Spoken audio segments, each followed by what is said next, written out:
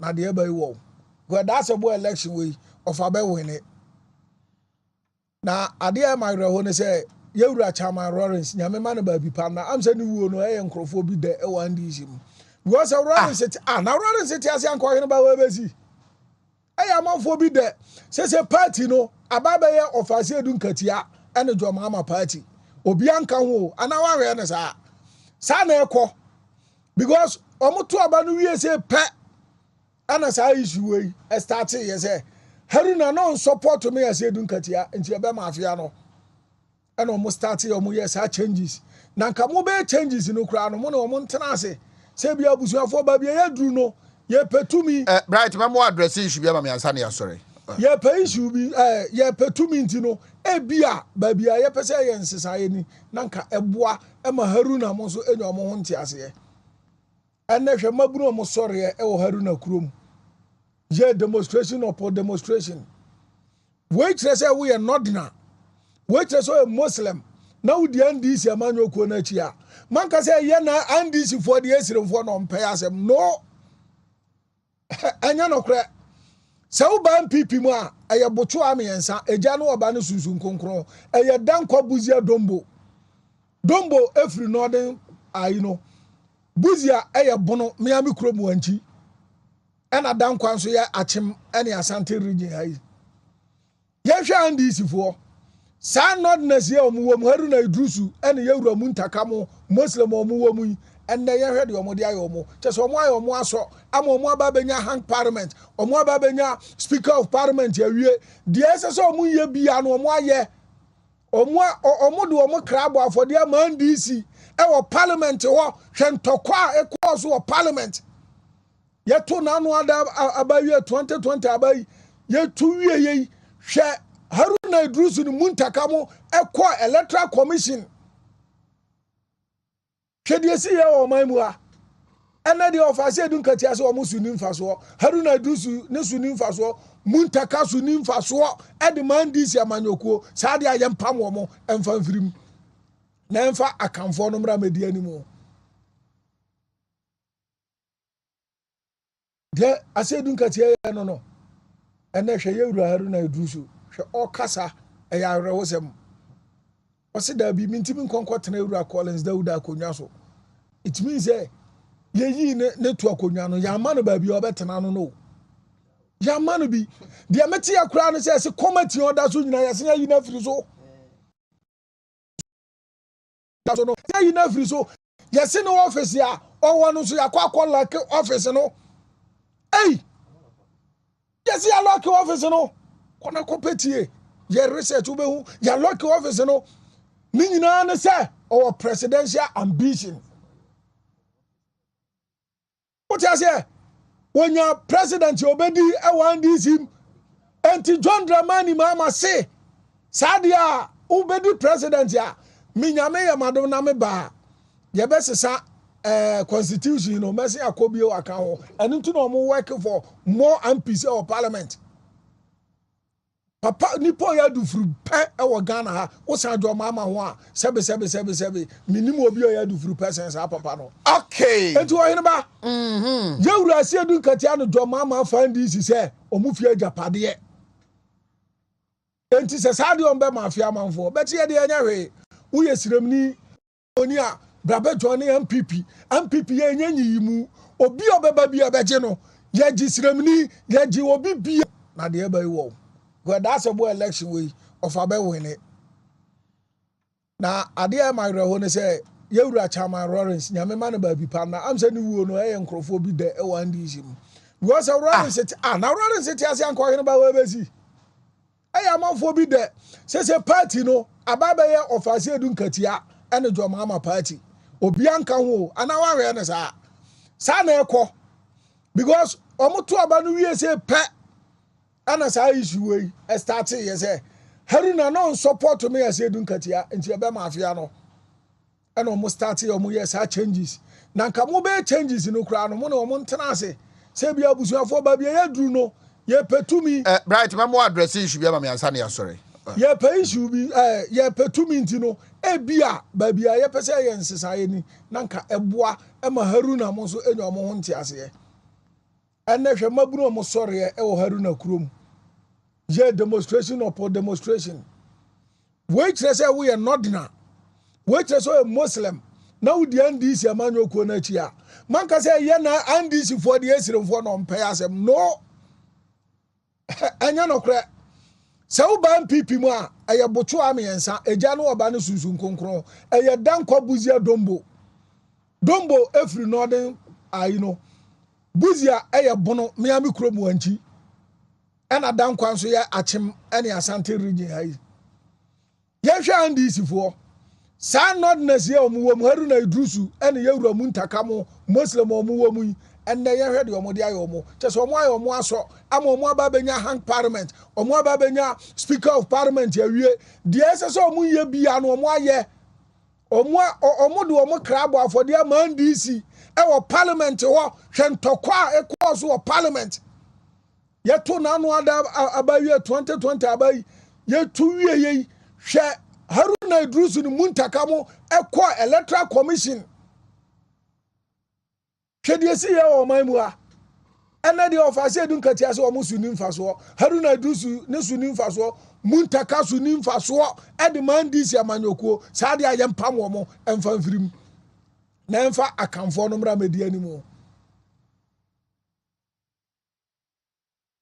de ase edun katia ye no ena hwe ye wura Haruna Idrusu hwe o kasa e ya rewosem o se da bi mintimi nkonkotena wura Collins Dauda akonwa so it means ye yi ne to akonwa no ya ma no ba bi obetena no ya ma no bi de meti akura no se committee order so nyina ya se yi na firi so no ya yi na firi so ya se no office ya owo no so ya kwa like office no hey ya se ya lock office no kona kompetie ye research ubehu ya lock office no ni nyina na se our presidential ambition. What you say? When your president obedi e wan this him, anti John Dramani mama say, Sadia obedi president ya, minyame ya madam na me ba. Ye be sa constitution you know, mercy akobio account. And into no more working for more MPs or parliament. Papa nipo ya du furu pe e wo Ghana ha wo san jo mama ho a sebe minimum obi ya du furu person sa papa no Okay. Etu Oheneba ye wura se du katia no jo mama fan dis se omufie ajapade ye enti se sa de on be mafia manfo bet ye de anya hwe wo ye siremni oni a brabe jo ne MPP ye nyanyi mu obi obeba bi abeje no ye gi siremni ye gi obi bi na de e ba wo. Well, that's a boy election way of a win it. Now, I dear my rehone say, you get it is some more Kakayano, and now Tom Lantin in Mebunitim, and also the two animal, Yebekunipa, Yebeshimo Degu, Yebekunipa, Yebeshimo Degu, but make cow my dear Bacope. A bit more time on, not security service and strength or more field in this. Ben Pem no Cassay, who said to come quite the dreamer. Yet so, and we said, we know, a bet to be Edward Yene, Abdul my Congo Ghana. We are calling on the Christian Council. They are calling on the clergy of the Islamic groups in that and someone this for us here at the Ribano. Yena Sas, your pussy and Winchrom. No one saw my Congo Ghana and your media. Of course, when the Debia Mutatis 1992 constitution, no made the flames of the constitution. Namre woman send us a bit cheerful. And they saw that you just in Pierce declared death with Yamobi. Near the Nippano Qua. Mobe Casa Debbie, Mitian lawyer no Oheneba. Is it too easy a lawyer? Or a lawyer by profession. And now you're a lawyer within the NDC, say within the party now, no you're training so make us answer we. Very serious. Oheneba. And to me dressing Pierce support this kind of acts who for so be a woman. Now when you even the cancer court no, Emma Quenya said ni Pamano go se viase. Kakra. As a train. As someone pay kaye with the constitution to any baby better quote to a chess, yes, some case here, I was also a task train. No, I can't answer the call. But I remember a yes, South Interest Police for Nabaso. One among two or more two, and ya quenya, ya didn't panel, Raza Bibioko places here. Ya best as a case with me and Trocano. Because Nipo Brenner show no, Joe Bayan and Nano, a Ben Saho at the amount. Yanusomo. when it comes to say yenye twitwasem efanje tumi nasefo Oheneba de Nancy during the time of former president mama mutie trenzambe no manka e de na siye even court them come on bempo no ma kwakodu ono a whole minister na leading crusade see a man a presidential pardon. And indeed, almost inside Krata, that kind of system of law no practice is no more happening under Nana Danko Dr. Baumia administration. It's a best almost very careful. Ghana de hiano aya asumdue. Sempem no tiam na South Africa yet we rank say the best when it comes to aya asumdue a omumia nkuta musa. Enya sa mumbo de hweguno mo practice no ene betundi aya adwuma. Nemo ma say inside of the MPP. That end it for kasa asem we no. Yes, you're careful about your all transfers. I've said it here already that a con animal de shiego and to be far to me dear embre MPP abano. Breaking the 8 and ye a con mabo. Yet the junior nim Jenny and Yansa. A banyama wa yen wa them within 6 years. A babia no about what you within the 6 years interval bisano. And none was so by your bone with the rule. Ya toma adasama etie. She program amoyano untumi a year a cancer district diary. When about Monsieur one man be war or Boise Central Market. What's it? And to Jumedia when na moye and a good demon no be Jumedia when na moye and a good dem no be na samu to me akoso sa ma district bia den dia badia and you say election be for Mampa mine no man so no Oheneba making so it tells us says yanka yanyema ya na said President John Dramani Mahama ya no said just an orderly party communicator, in fact just orderly serial caller for the party and it in Zambia free na no ba no Oheneba statementship bia nim. It in some more keka ye no and na tom nante ne mebu ni trim and no so do tu anamo ye be kunipa ye be hwe modegu ye be kunipa ye be hwe modegu but me ka o ade ba ko pe e bi o mo time no na security service yen strength wo mo field this a ben pempem no ka sei wo se tokom kwa de dwima ye tew enwu saje a wo ye no e betumi ede onyane abro my konko Ghana. We are calling on the Christian Council. Ye calling on the clergy of the Islamic groups nina that and someone this for us here edere by no yenya yensa pusu ye wonkyere mo no mo so my konko Ghana no enyo mo dia. Of course muna de bia mo 1992 constitution no mo the framers of the constitution na mre wo mo no send se bi chefa ene so betu just impie so declare death dia mo bi ne de nipa no kwara mo be kasa da bi mitie ne lawyer no Oheneba. Is it true he's a lawyer? We a lawyer by profession and now we a lawyer within the NDC say within the party now company limited womo anade mpabwa socks nkwala mpabwa socks aba omadama aso eni foko ebeba abatrase na yede de obakata munsem no na poso no enso aba makacho se ene lawyer William Kusi ewo fia hanom sa enso so na doctor Emmanuel Amankwa Amanke enso so ewo fia ha yene no ebedi enkomo Amanke a senior lecturer ewo Kwame Nkrumah University of Science and Technology sa enso so na lawyer William Kusi a private legal practitioner makacho say on a senior lawyer our Dominion Chambers Paul Kwabna Yandom health worker and as a health professional and afi osan a former financial secretary Patriotic Party omumiansa na anopay ye no mu etrase na yedi Hong Kong debt exchange program, domestic debt exchange program where they are Munsansam the matters arising ebe form part of our discussion and anopay sounds so na mampeni and other than Akufo-Addo akasa say we will confront successfully the difficulties facing Ghana and His Excellency the President of the Republic sounds so na Chairman Kokofu former Bantama chairman former Bantama MP, currently Director General, Environmental Protection Agency, Pacho, on also Akasa $3.6 million project on safe mining, no, Umu Alonchi, Wachechimum, and Faswa Edebeba, in lawyer Henry Kwabnako Kufua, on also Yanino Ebedin Komo.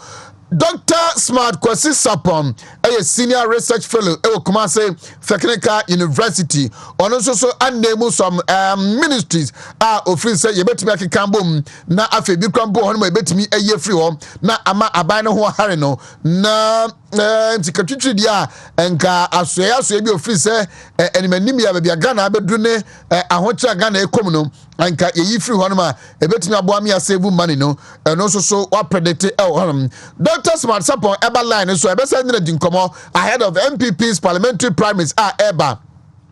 And they the exodus of some of our CEOs say omuna person omu free omu dibe omu kramum na omu call parliamentary primaries equal contest no senia esi etie na afe the discussion asha say ekoso early congress or not and no so mean say they made it no this week omu equal for early congress no ebesa echo the need say party no ebe take a second look at omu echo no na omatimi ato so ayane saa it in some way nyina na no pain yesi won konya e wa fidie so na yedi efisa brei copy say non to babo answer your story DJ Ken Frankie enso so ede madwuma aba abeto aso.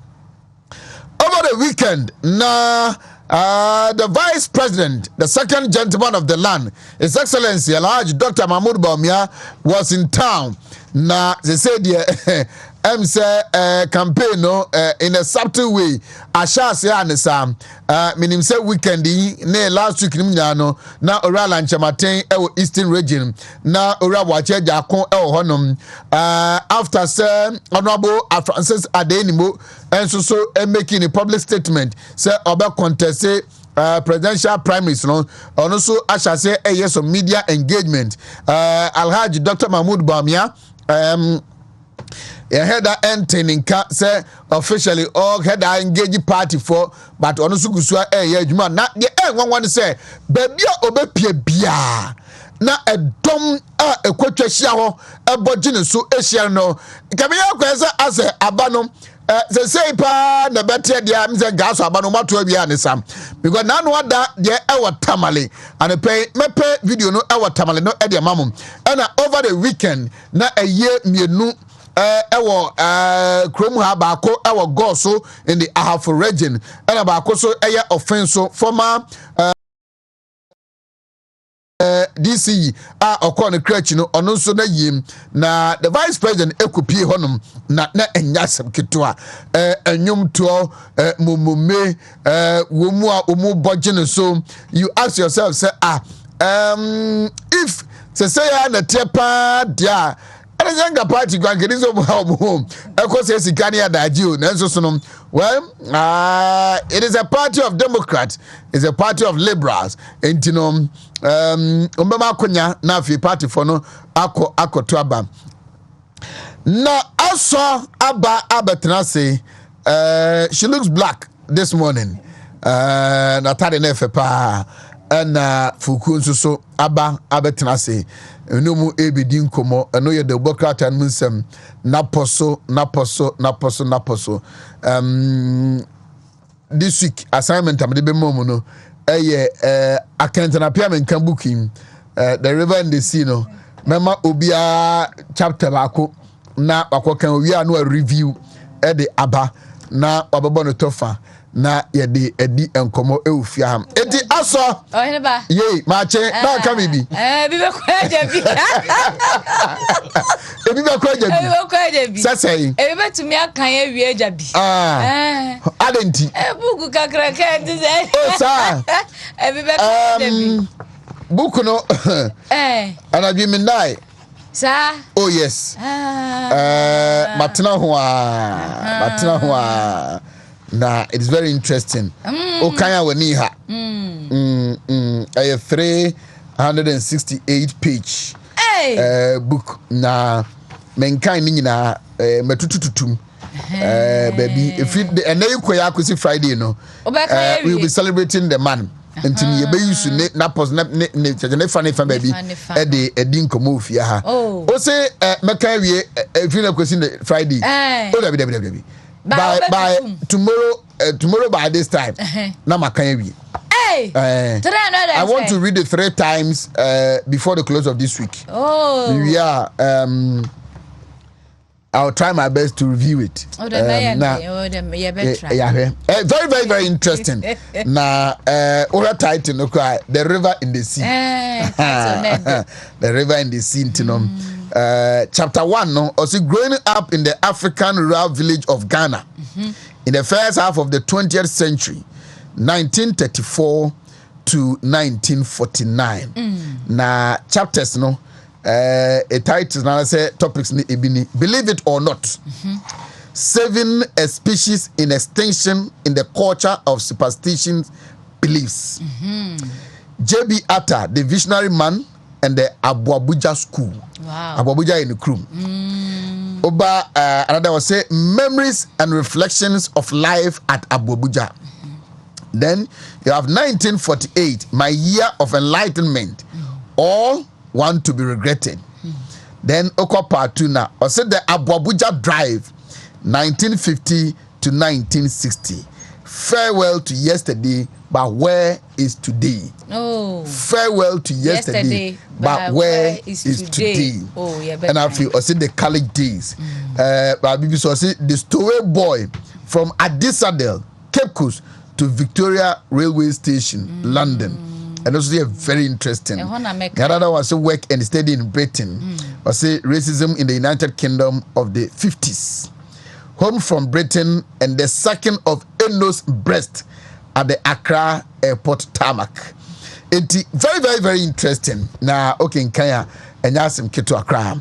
Now, Mamenko Anopa, Ahumaiso first, Mekonom, Mene, the commander of the Greater Accra region of the New Patriotic Party. Minia Moses Abo and Aminino AD and Como. Senior, good morning. Good morning, Minya Bema. Commander na Apombo Kodie. Yes, I don't know who yet. Namoswe. Namina dom Yansoso Yahoye Pa.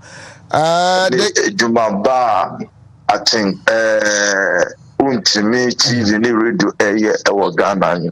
Eboma baso ya hu adwuma pa mo ye edema Ghana and the whole world.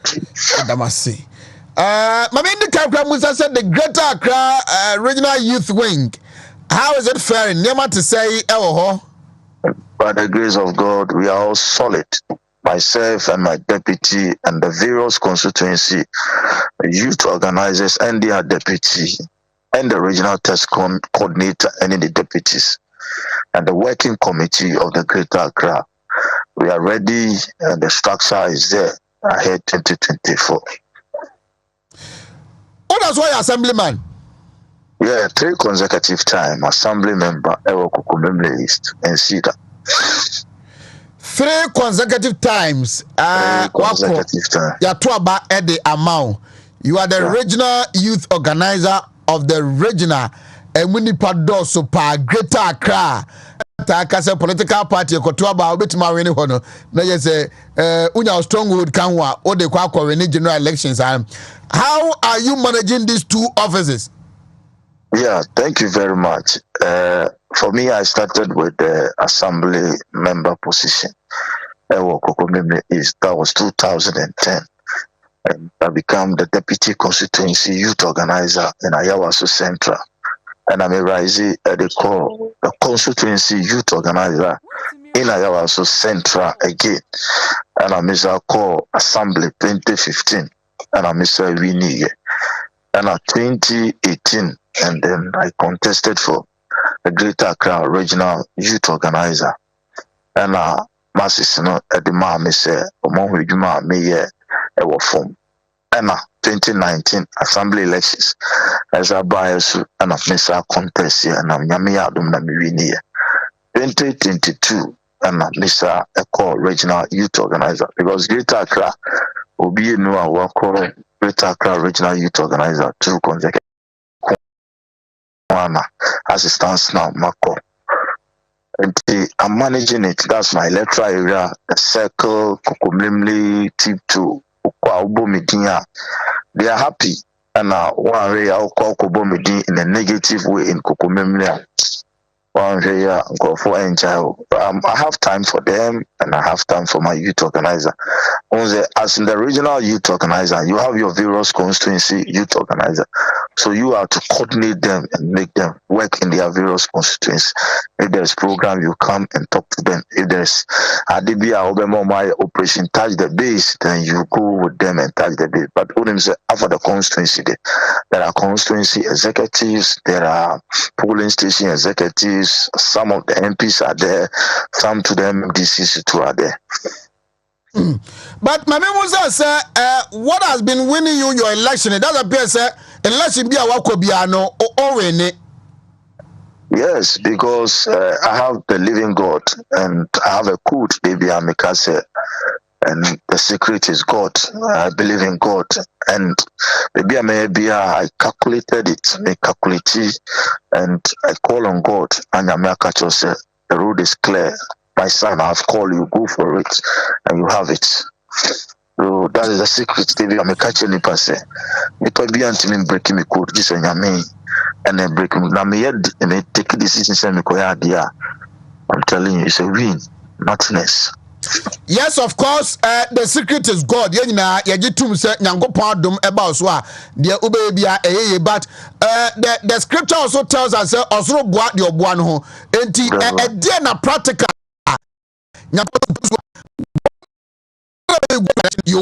First of all, humanity to the masses, and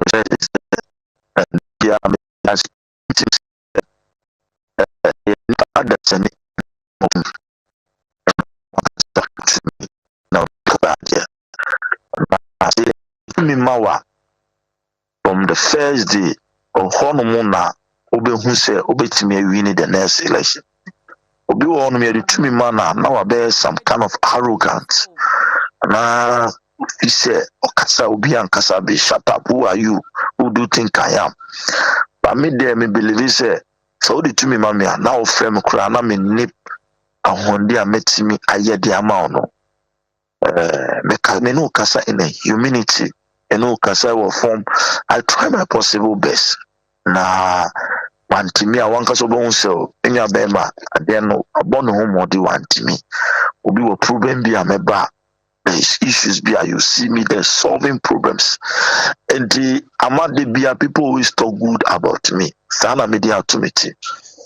I don't always want to be say me na me say ntimi mbu obi oba na hu say many polling station executives and I'm electric kra eti wonum ebon komo edidi kra na. They one. People say, Commander, then we are regional youth organizer. Sometimes say, regional youth organizer. You know how I started? Me medimate though. I truck driver da. Me mommy a trader. My truck da. I've done a whole lot of things. I don't. Any nyame and I pay jam media be true baby a metro. And there's my true baby. Now me feel say, obi eto ade enti nipa ne nyame class. Then I'm deceiving myself. And nipa ene ma me through eduano. Ti nipa ne betimi ama me ade. Asani abafom. Intermediate. I keep telling people when you have the power, respect the masses. So these are certain things I am issue. Any problem in my electoral area, you see me there trying to solve it. Any problem within my regional youth, you see me there trying to solve it. Indeed, maybe that memory is in them. Say, Moses there, and Jessica, but you do to me man no problem be higher na BPA. So these are things that ebia can call for Tima. Me call elections. Ubeje say Moses in comfort me sorry me. Ubeje na pa na ma win elections. Me shall follow elections, but watching from afar now, you can say the last election na emuba day pa you won it, but now so want to say and I say they watching and that didn't you say.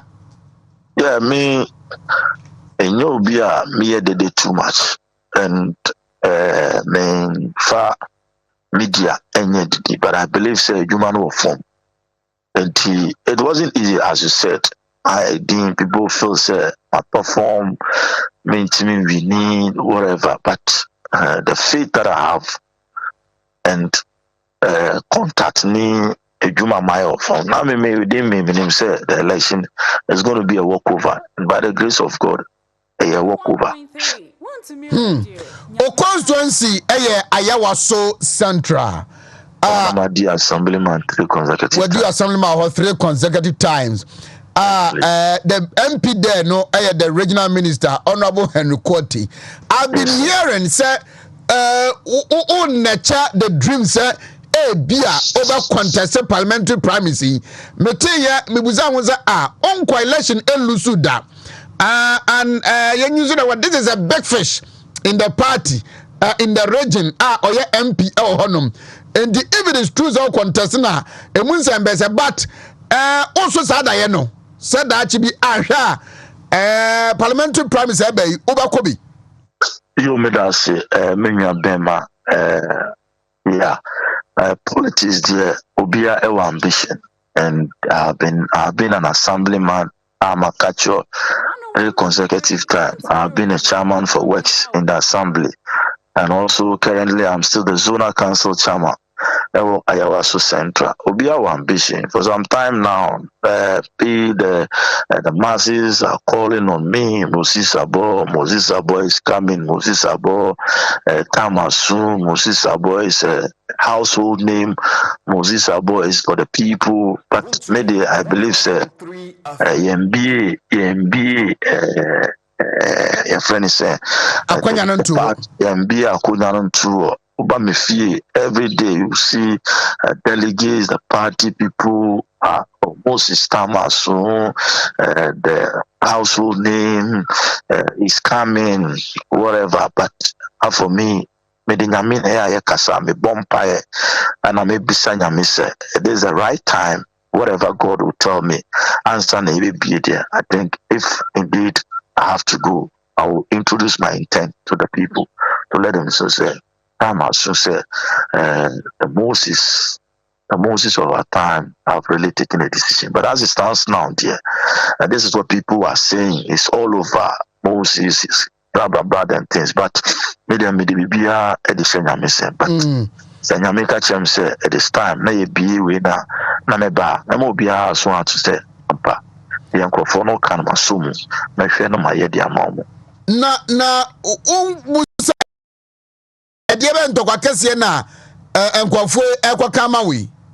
elections, yeah, elections, delegates never kasa. So whatever the delegates will say, that's all. Then I need to celebrate my. It is elections. At the end of the day, you know, delegates never kasa. The delegates would know who to lead them and who can break the eight for them. That's all, because our message is to break the eight. Me who election be as a me who election be as a internal elections, and at the end of the day, no, nipa that's any nipa ba couldn't be winning elections. But when the time is due, now take a decision. You will win. Me by the grace of God, I don't go contest and come back. I go contest and win. And America just said. It's a calling, and the voice of the people is the voice of God. These two things, idea, they be me Moses Abo, me consider, and Samidimiti, I should be more. Like I've told you, I have a big profile in the constituency. Political profile there. I've been a police station youth organizer, police station chairman, said about as a deputy youth organizer, substantive constituency youth organizer. I've arisen to region, and I've been an assemblyman 3 consecutive times, chairman for works, and then zonal council chairman. So these are the two things. One MBA. So 2, it is all over. To say they were what 3, I'm still. Gusu train is a calling. They share the direction and Yame Edibemami. And 3, the voice of the people is the voice of God. Mami Musa we final na minya kwan when it becomes official ebetime di mu nkomo yi pa. Ayawa so central political dynamics na to say. Political dynamic no. Yeah, Papa Honorable Sheikh Ishikwe. And Waji sitting Eddie Amaya since 1996. In 1992, now by courty parliament under we Fredu Wine. But 96, Honorable Sheikh Ishikwe Ebayen. We need 96, we need 2000, we need 2004. we need 2008, 12, 16, and 20. And the dynamic need the NCSAD, but sometimes no. It's me form na akosru na bafum na akosru, but it is our seat that I can tell you, sir. And your seat since 96 and co-ND since I am by. I understand, sir. One of the seats are NDC for targeting a more yes, sir. Constituency. Have you seen the slightest of reasoner? That strength this time, that is their dream, but their dream will not come true. Mm-hmm. Some of us being in Ayawaso Central, in the likes of Honorable Shekai Sikwe, and the likes of Nia Joe, the pillars in Ayawaso Central, there is no way ever sitting ever call opponent Munsem. We would always defend, protect the seat, and make it MPP seat forever. Moses, Medasiano pay. Amen. Is a regional youth organizer our Greater Accra region. Na Moses Agbo no or say calling no if you baby na eba na time no so you make intentions known.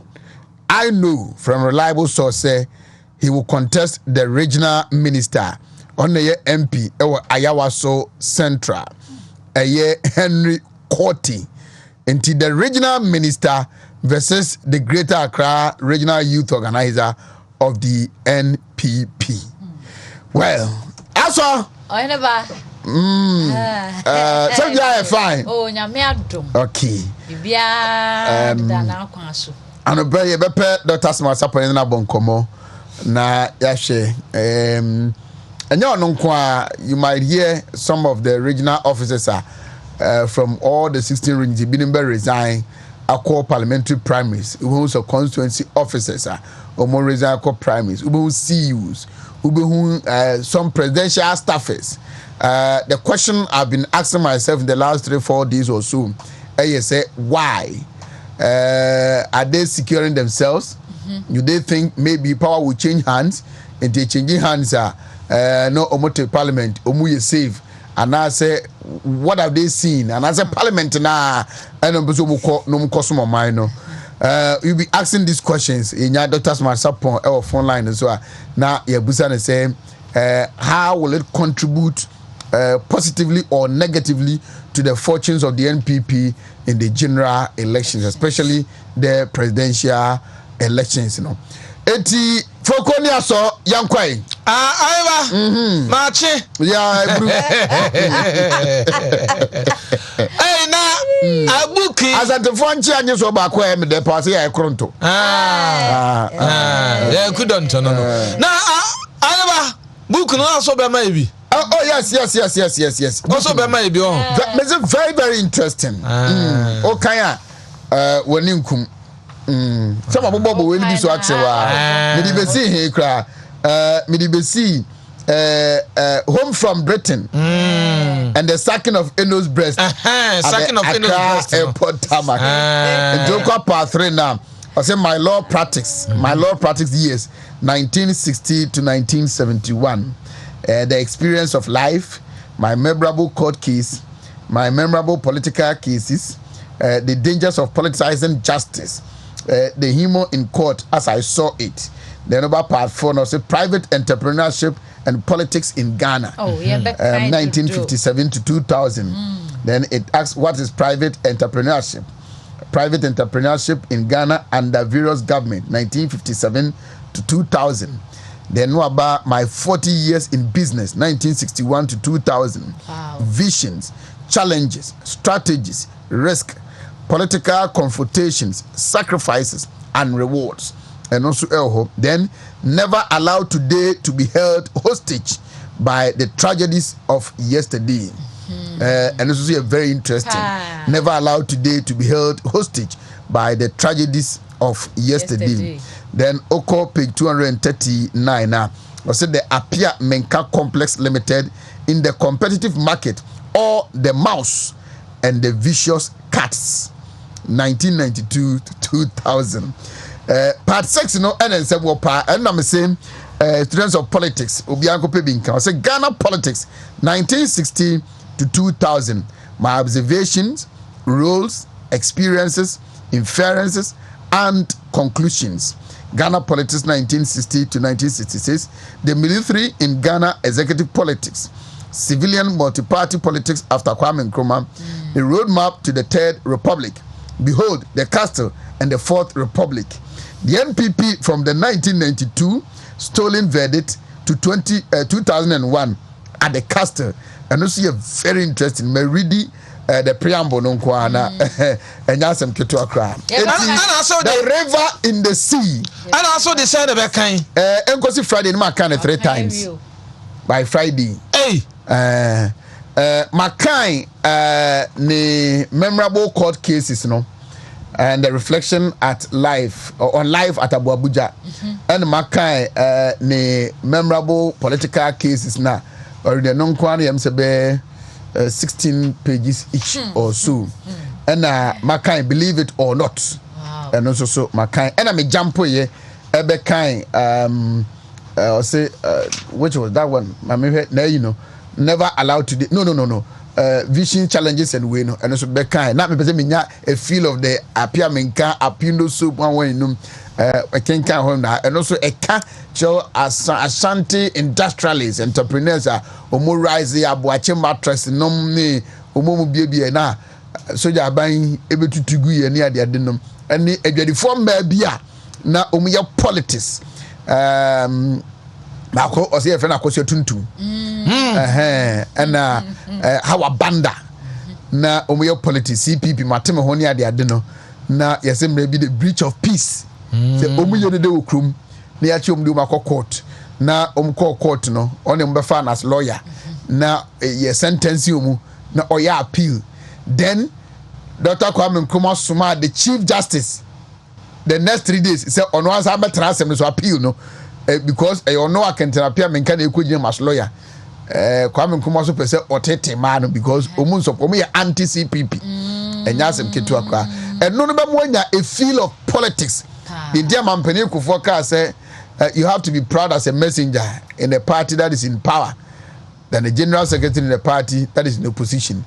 We read this and then na Kwame Nkrumah di tumi eye okrum ha ukra amanyo tumi a omfani agro sa so mi pa enti owu ye mfie num enene 5 years enene akenten apia minka muni ma pino soap zate anase mo yate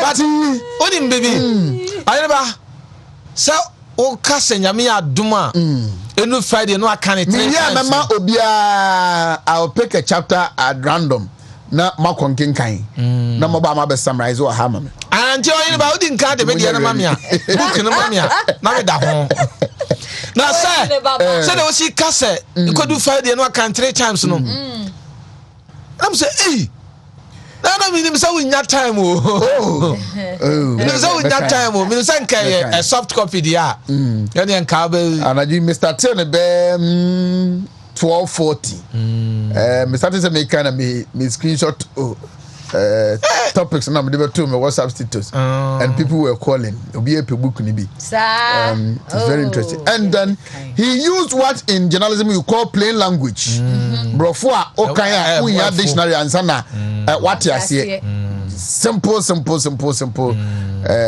grammar and we use the tray very interesting and do so be me ba ko ni akoken that's why me do ma akoken we are now the mama so no agino akoken Sunday be yi ka di book no ma ya ne da ho o da no edi tia no ma set questions so mu amamu see be kan ti ya na ma answer and e be kan ti no and but all right some questions na nya din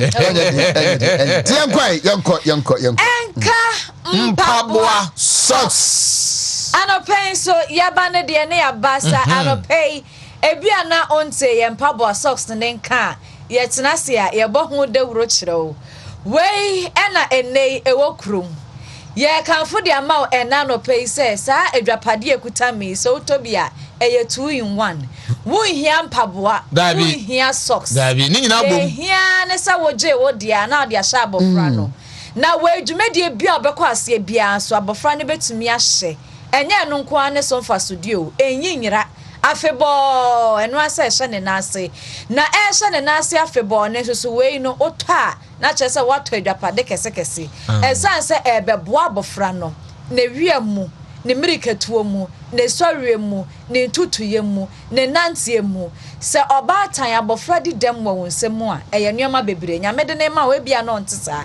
Na enso wo wia na wo sori ba no wan hwe yi a na wakwa akodi dem enu nti na en campanifo ayesa Edrapade we di ama me ne omienu se yen pribi na yentu na yenton na yenya so mfa so nsan so batan wo so enso pudo nyepe to pe to follow na ye na number wo frɛ yen ni age oso na Edrapade ye ama obi etu aton na wonya so sika ni bie die eye 0209 020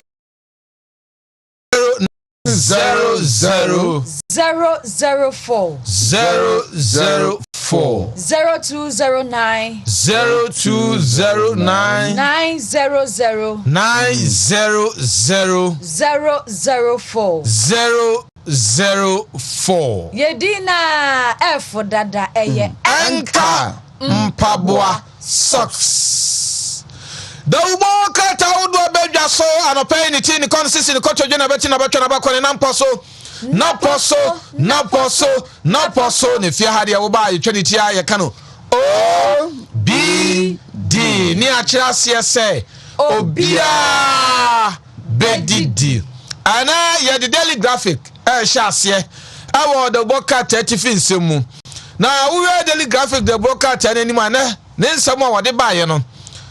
Kata na nim no chese come up the one kata no chiremu a na udi wani chira boko a basa ementemo ase akoso ho no apemfo makoma aduo no so 27 ana wonu mafomu sanse wonu nya kwan no makwa akoso mo yade entie de haw ani amane na abere wonum anu wasem eda kata nanim kata fa to so edu ensia ode nsam no ba beto afenso wode education minister nimfoni aba beto kata no anim wo we daily graphic the bokat anim education minister nimfoni eda ho nyina anie wode senior high school nsam aba beto cha say nyame adoma abosome ne da toso du no 20th ya anti wo cha say ya mofra wonmu awie school na wonmu be ko senior high school no freshers no nyame ya adoma 20th wonum beko and also ada daily graphic the bokata no anim ana oye kata nanim a asasiantam ne adwiso wan ya beka se de bedua de ye de ba be eku adwuma ye de ba be bibi dabi oye kata ne nchen kakra bi a bonse ebura bi da osa watch that baby a ye kokotu fom agudie awo kwambone so galamsey na sase ewo nkronkra hodo bi mo my gan mu no anei empedifo ya hye eden niema gu akwamu a ne waya ne se wo katakata so no wakata so kama heka taya ni ma sase na da hoi se de wo mesia ya de no efe pa enchebe ma sase na sa ya foforo kra na nanom ane timamufo wo mo nkronkra saade na koso no wo bani agi pa asante mantemu tifidu mantemu poe mantemu ni ade miamia hodo akatakata nsase ne so no they can say reclamation no wo no bani agi pa na office of the special prosecutor ya sidi pa makoma miensa bi ene die wo no mu kokotu say wo no meyi wo no mu ano adani ya wo no mafomra wo mafom kwan ebi no mo wa wo no meja pade a oso mo da no die access declaration won mu enanadi animu nsensem katafato so dionu ene no so ewo daily graphic double katem so mame namene Dr. Solomon Kwati Foko eni enkomamra Dr. Foko mache Oheneba mejoso Oh yeah. I don't patronize. Eh kakra, what did you pay? Oh, I didn't tell Oheneba. I didn't. Okay. Mama Musa stole away anybody do a year join wa ban mu especially say limited to ministers and deputy ministers omudoso. Oheneba question kakra. Yeah, no, some of you questions are not me buzano. Oheneba the output na yense kan be omudoso. The output na but the result na yense kan be omudoso. Senka enya output na komudoso nkan ha adwene but output no ntino mudoso na ha adwen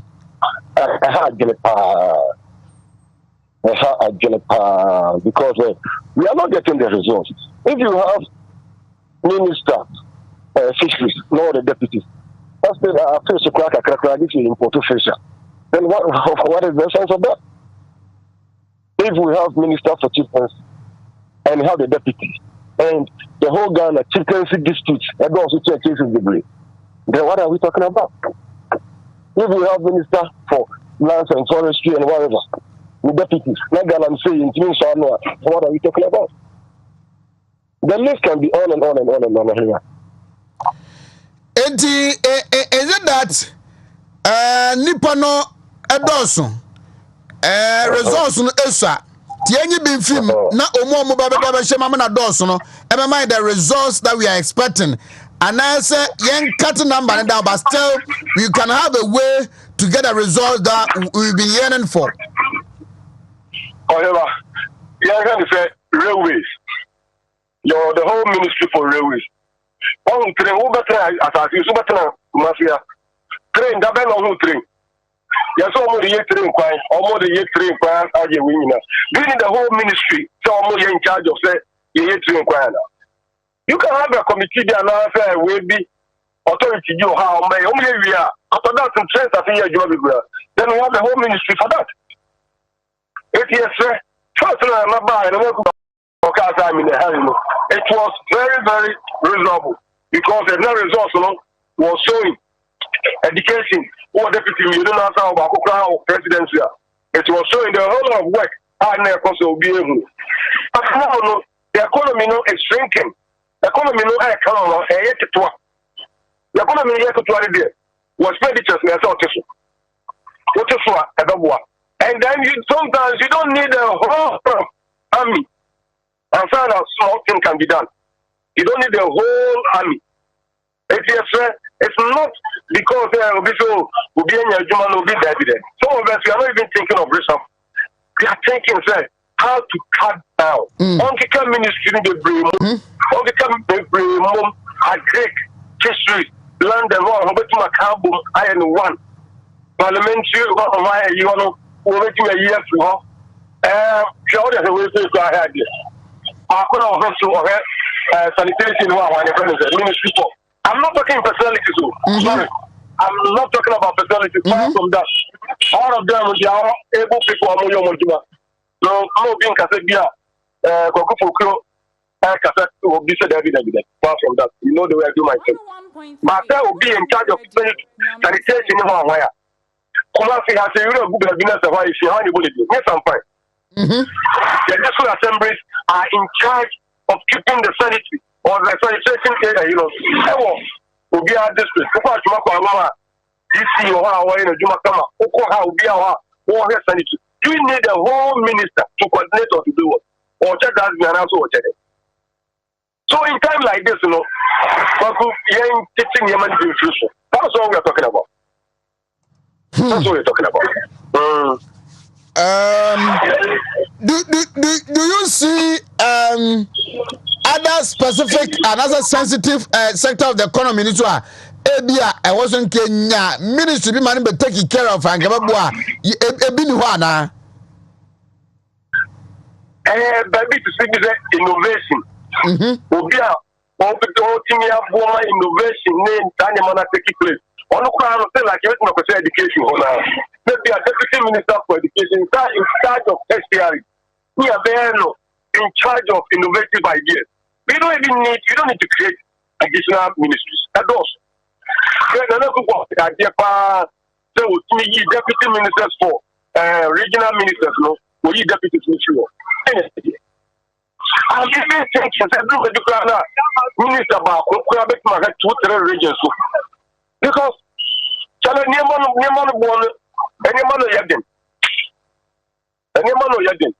it's here they call us. Sana, Ebaba. Oh, never system no yadin. System no yadin. Whatever. I'm just by all dear part, they are doing a lot. They are sacrificing, they are doing a lot of creativity. Far better. But what is in the public domain? The public domain is say they want to see some sacrifice. And they are the people. So Catholic before said they are making very good economic decisions, but politically they are poor. And the political leader will help them to maintain power or retain power. They are making very good economic decisions. Yes, but politically very poor decisions. What will retain them in power, they are very, very poor on that. Yeah. The way they are handling this debt exchange online. And Papa is sorry, I will say 0%. That's why you are 5%. That's what you are this percent. Pension phone count, if you are making this, and these are the people who are going to vote for you. They are the people who are going to vote for you. So I don't think first look at the zero. Then now you know how can say zero. Now get see here. The DNC outside changes. This outside and nothing for. Then outside changes to go for now. Do this to win election. Unless they want to win election, next election, don't do it. Help them to make political decisions. Help them to retain the power.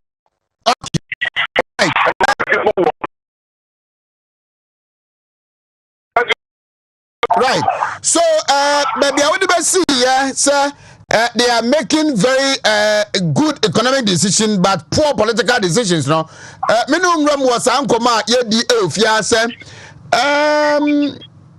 Yatiti regional executives, constituency executives, chief executives, presidential staffers. Did wanna prepare Musa Umbako parliamentary primaries. People's suspicion and they say, well, they may maybe they see 2024 secure moho the parliament no lose power no krana ono there or is safe. People are asking say nipa bebrebe sa no, how do the party manage it so that it will not affect their electoral fortunes?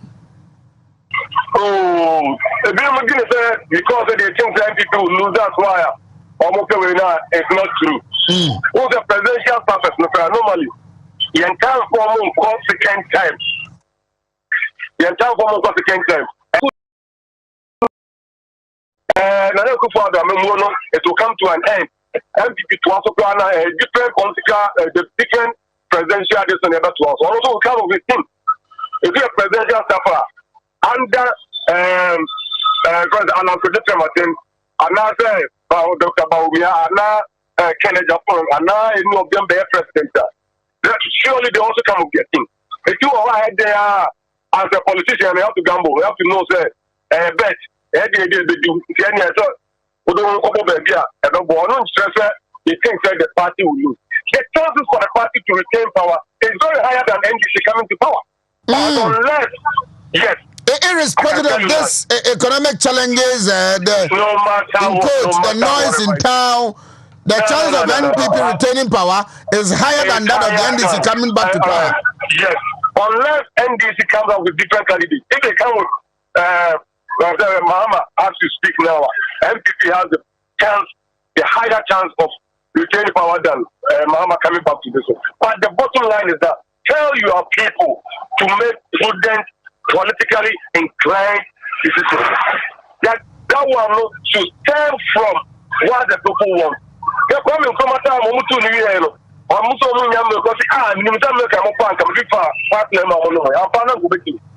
tell the people what they want. Give it to them what they want. No, still. I'm saying that it is not something very hard. Okay? What me have I'm what president, what me have I'm what it's the same. sacrifice will be our salary so one salary so I did boy. Whenever one way journalists will be able to say number one. How much do they make every month? Maybe I draw minimum. It's who I would do minimum.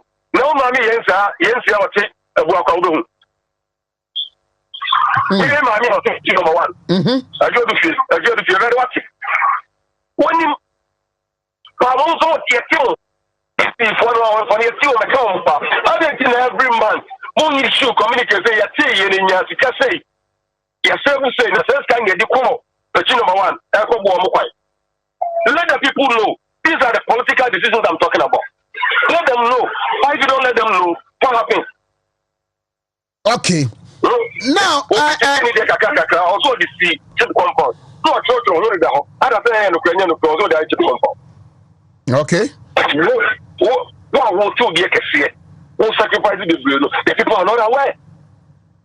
The people are not aware. Now say call baby cross country car issue and far issue bus. How many people in Nimsa have policy now by the by say unless I won't call you pass no issue cross country car on the bit of my house again. How many people in the Yahweh? So you have to make a little noise about the achievement in and then you make certain political decisions. I will continue to say that. All right. If they don't make those things, you should forget about it. All right. My man said from Kowachika class still on party people are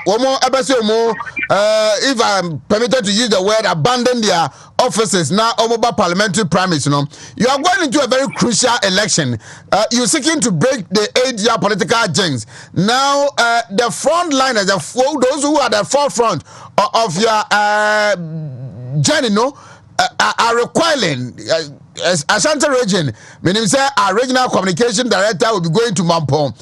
Dennis Kwakwa, very sensitive region and very sensitive office. Meaning say the regional treasurer Ajia Salo will be going to Aswanse and pay many Moses Abo, the Greater Accra Regional Youth Organizer Dinkomo, preparing the grounds for Ayawaso Central. That of again. Oh, I'm having the Brazil. Had you be so almost the energy neighbor room by parliamentary season be cracker. That is very good. The other deputies and all they should have Jenny said what declare intention so we now with deputy power. When you are then some found so one be many Pacona or Tiamon or also empower that person. And that's the best leadership. No power they want more so I can make my car. It's very good. Because your staff is Abuja always forget his name. The minister for lands and natural resources, Abuja for Samuel. Yeah, he moved out from there. He performed very well. Northern sector, that one area also whatever. Oh, we didn't come up. So he came to Bantama. He increased the seat. So Kujama Kwame, deputy minister for defense. He was also part of this. He came out there. He won massively. So when they come out at the area, there's nothing wrong. All right. The only problem is almost feel how much is for now. Almost do much down. And yeah, almost empower me. So they also become stronger. Doc, me that say. Bibi kakra say bank and so what is wrong was the oka we used to farmer will probably get no Evanya runs with introduction man for no and power winner until you know for and so those things no India right perfect but we cannot have to hospital to India I should be also I got to quiet and the girl from South Africa South Africa what to quiet Jano more Baba ye. Episode for Dr. Solomon Kwati Foku no is a senior lecturer Kumasi Technical University. Also any Foku Montehi Yanko. Hey. Yanko Chronicle Bresun Mada Obaka Tanwe.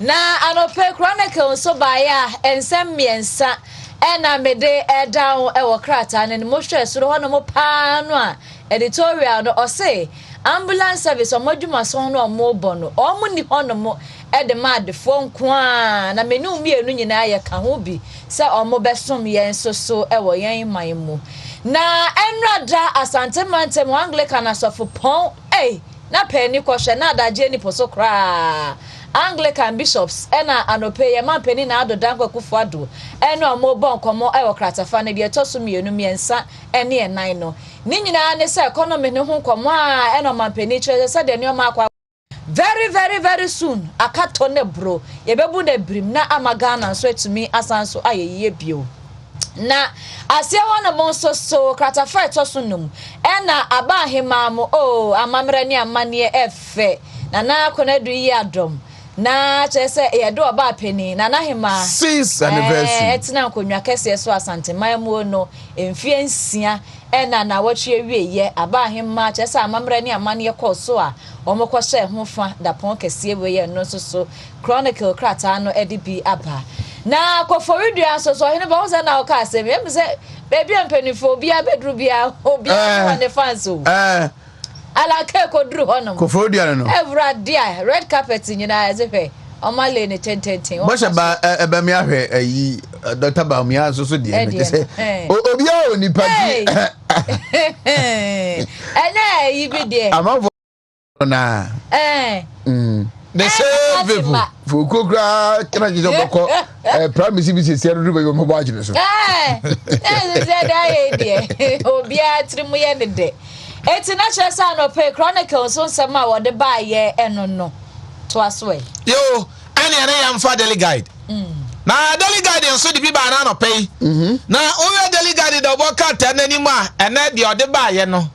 what the Bank of Ghana Penia Wadano Ora Addison Katafoto so edunkono eno odinaba eno say Bank of Ghana wonu mo aso my Ghana sika sem from said the bebo mo man sika sem etimegina ne na so eno what the aba beto krata no anima Ora Addison ne mfoni adani mu ha and say $7 million forestry fund they say ya approve enti forestry for all say yeah anti kratafato sunsia and some honum and yes parliament ani oraka no furiata nyasam ketwa debt exchange program yes anototo eno wonsam kratafato so miensa wode aba ana da sebra kwakubu ati otoso miensa ana de atuja ana o se oralan kojo chematen wo se efata no nti aya tade anka shefata na onza ayi kanena afode asene etatu nyumbi adi fata enti anonso wansem eda ho ana odensem na ba betuja na akata iso oye katafato sinsia wodi atuja echese Dr. Gideon Boakun our vice president office wodi atuja echese orake osei nensem no Red James kekosei nsem no emo bia amfa nkofoforo the first second gentleman of the land na mentia say your politics ye nti obi nya na asem kura na ya kwa ene foko konya asem sesi a wo mu ba kwa asem na de ba be si chema Wontumi so mentia se o ase ne say edini ba no ni di David de wo de oni abusua I no ma wonu busua ni bi si ni say asumasi busua ni na e bia wa ye say na aso wa ye say DC obi di na chese DC boy enti already your boy ko chese emo bia mfa nkofo for mampania be de ekire the digital man ba omia kro first class vice president ne huni asem nim ne huni mu kro enti mo bia mfa nkofo for no na wa chese sa papa ikura no yese wa ye adwuma se civil servant enti onya politician ana afen so kura no jubilee aso ho wa ye adwuma dada bandada na bre so kura no wa ye adwuma e wo honom entinya afena obiri be fofore the first class vice president bia enti Dr. Gideon Boakun dia ba betuja ye daily guide the worker tanso akofade aba ayenso ye gba etiefo nyina mane se mo bia obi ate sa asem no a wo mo Ora James Keko say di fan kasem na nya baumia ba bi nya baumia. All right. Na Alhaji Dr. Mahmoud Baumia Offense no.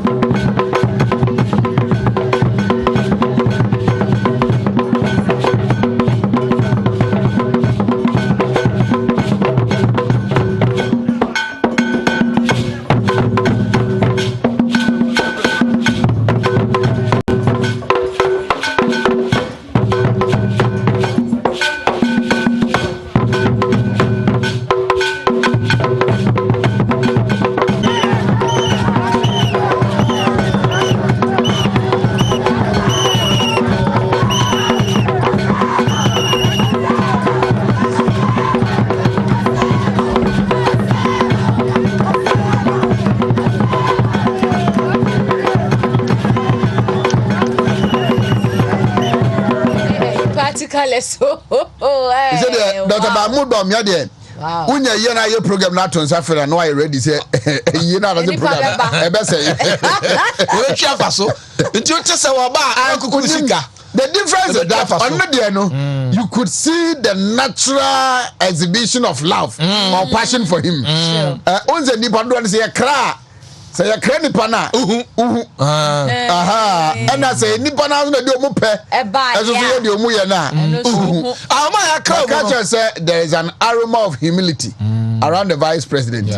Now it attracts like a magnetic force. And the people naturally like him. People naturally love him.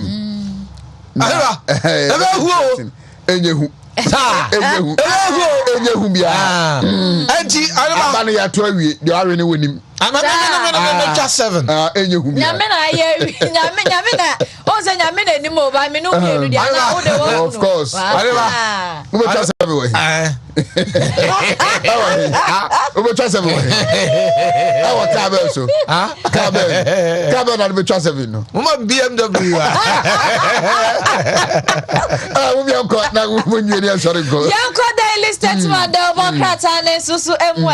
Now, my penny now the dark Kufuado any state owned enterprises. State o.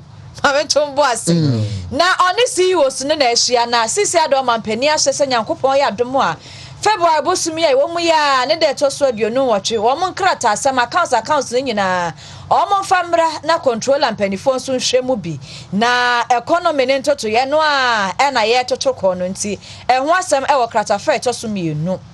Na enra da so dwumedia bi ko so won krapomponi mantemu na no na akoba se dwemtenani edema NPP wo so no kokroko amayoko onimonya for Steven na yensu ntimu nsoso mfonyini eda honom wei na wo kire se afempi mienu ne adronu na ya bato a ye ba beto efa mbra hyebedwafo afemu e na franka tufo edi bre no bibi biara mpanifo beye bia ombehwese bibia beye fine pepepeye na emotumi ada honomo eno so e wo ha sei Bank of Ghana Dr. Addison nsonsamo a wo kan ye no a foku edi kan abomu ntremu dada eno so e wo ha sei na krobofo so e na hyese enkane opani a na wono no yesuafo anyina munkane na ohweso ede man ye raboache agako no so yi nitie se akonya ne bedem obekuta franka ama MPP ama yokuo no wo se esan se mpani opani yi efri wo mo nsase so nti wo mo so fo na so 24/7 daily statement de obokrata ene din sembo anyina bi e baayi yo ania ma men fa the new crusading guide na the new crusading guide so di bi bai na obi to nyumi we shall overcome na we no aye ejoso na shebjani awo ye sofo be de kira he o my God sika sam totwe so ano se o my God sika sam ha ene amania ye namu sese no o se ebetwam na ye bedi so nkunim enti wo sha my God na de hye nyina bo owura John Ampontua kuma lawyer etato na anya friend ejoso daachi ho ejoso daachi papa Martin nkapa ya se wodi yi numula num bi kodua ni asokwa ayi no asokwa ni ani ba asokwa papaya ya se Mpontua kuma na momula anim na mi hu na mate okay 25 minutes after 8 somebody chairman intim ana wo tuo ne wo pre ni nyina fo se wo person ye frank kurafo wo pedi ade positions no osre wada onya bombadia sapati hihye ndie contact ndo obubuzu nyene obubuzu da obubuzu da obubuzu da onya ka omuntie omunya mbuzu no kwaso bebuzo sa omuntie eduru sabrate me ba nya okrakra nkakra buzo kra nya kese anti wo yiri bi so kire se kapo samia uku wo se fata. He's the people's choice. Ofie na I no oko also be you I no oko I think Akuapem north sir what's it couple Dokua sit near is it now for south Dokua that be say check what's it couple Samia uku amanfo no pen papa ohene na aka o we your ohene na sem na mekan Capo the Supremo Waso amanfo manaf so story was here manaf so manaf caution Tescon members oh okay manaf dia delegate their caution go dey by you team caution and manaf cautions okay na manaf be ni manaf Ibrahim swase man ayo swase manaf manaf no mi hu no na ache pa yes ni sure eti ye fancy one all right mo fancy na mo sorry mawie ba sa ye ide mo kwaji ma homi bia ne say ye ti mo nko no ano ba ye nyame ya duma mi date ni be si Friday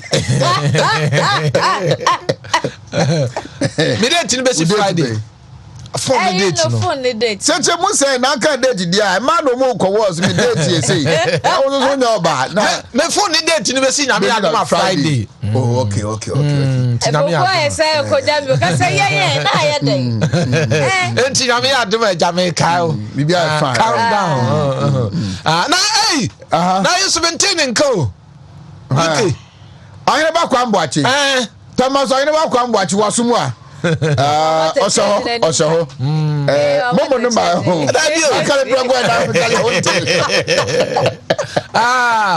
okay amanke signal zo Oheneba on set Friday amanke ayi no kwambo achi dia no basa wonane a Friday me no Oheneba di nkomo bi wakokuom say eti fiada no list no ho okay na dia bana bibia ba fine why okay bibia boko de bibia kolem dodo aka kire me ono anim asechire enti de aka kire wa na anim asechire On say I see your boy the Tiana Jubwa Kasa. And a bomochichi also Kasachi Boni Chifu or Tin, and so Tanabebuom. And Jasma, walking, what in a bebuom. Your tea auntie, you want you one chassis. One chassis, any tea broth when the actual broth was into one chassis money. How? Among them, one chassis. You'll be an also chassis, you'll be a chassis, and ye. It's Miss Assam. About Saudi, it's Miss Assam. Monsorin Quay. Senior Daniel Oponso Chiamon. Danny. Globe Educational Center. Globe Educational Center. Globe Educational Center. Oheneba. So Chiamon. Ya jeneso. Na ade aye fe den say. Oboa dom no. Oboa manfo no. Ya say de wo furu duapa. Enya piam. So bi pe bibia kotokwa. Ya mana bro. Ya nyana bro. Enti Global Educational Center. Wadaroma. Na ne wo ye no ye ni je ho pa ne made ba ko na me sata to. Wo say. Omokwa. Ono mo nka say. The students no kwa bitira. Edu about to. Omo mbra me to ba. Enti omo mpese wo ko brochire ekosua de. Enya nimide de ba. Na ye ti develop Ghana no. Ana wo bo wo no nya sa. Enti amra ntia ne ma ba yi. Wa say de wa ma brochire kwa ayefo. Be say de ohene be kon krava no. Waka. Asem no manya ka. Utimi wie show. Aya ne say wo hwa de wa chire hava. Ade utimi ko ba. Asa ko Joshua. Asa bia wo fa chire ya. No kon krava. Enti ha ne nkra de 0244 number no ne 78 3000 mante 0244 78 3000 3000. So that guy say open. Can be busa no. Se me bo ma wa, o si meeting bo ma. Ma me ngu me fo so wo ba. Ma ntimi anche ngu me. Foreign university bia wo pese wo kono. O frɛ Daniel Opon obey. Number no afa no ba yi me phone. 0244 078. Ono ba ba ntente ma me phone no entimi fa. That's how na me dey ma o. Anti o ba ntente ma me 0244 78 3000 3000. Enti university bia foreign university bia pese wo ku bia. Obey am. Ayi ba nyame nhira Globe Educational Center. Nyame nhira no. Ni o pe bibia kotokwa no de. Ye nye na bro. You afuru di apa. Monsorin go ye ka brochi asem no. Ubetu kwan a enya wiemhye bia ene efo eretu kwan. Nebom anopai de metimadi ho danse na mamo arehwemu ni ahotoso ewo so se eni hwemo da bia da no eye Emirates International Airline. Emirates Airline no opo wonsem bebra just visit their website www.emirates.com www.emirates.com. We all love a holiday, but with a long flight ahead of you, you need plenty to keep you entertained. Once you see the endless entertainment on board Emirates, you might wish your flight was a little bit longer. Imagine this: you get on board, you sit back, relax, and choose from up to 5,000 channels. Yep, you heard that right.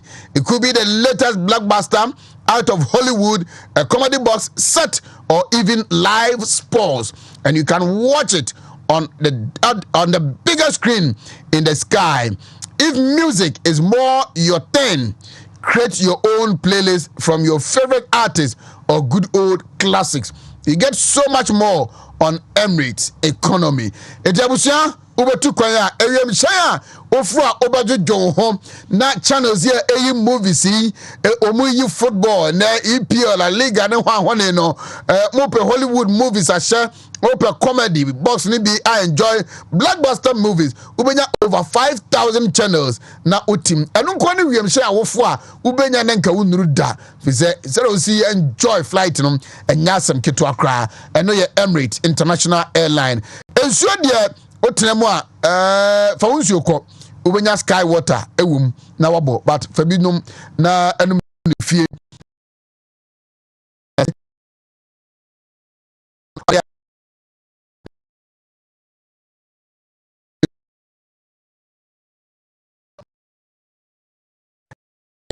one force is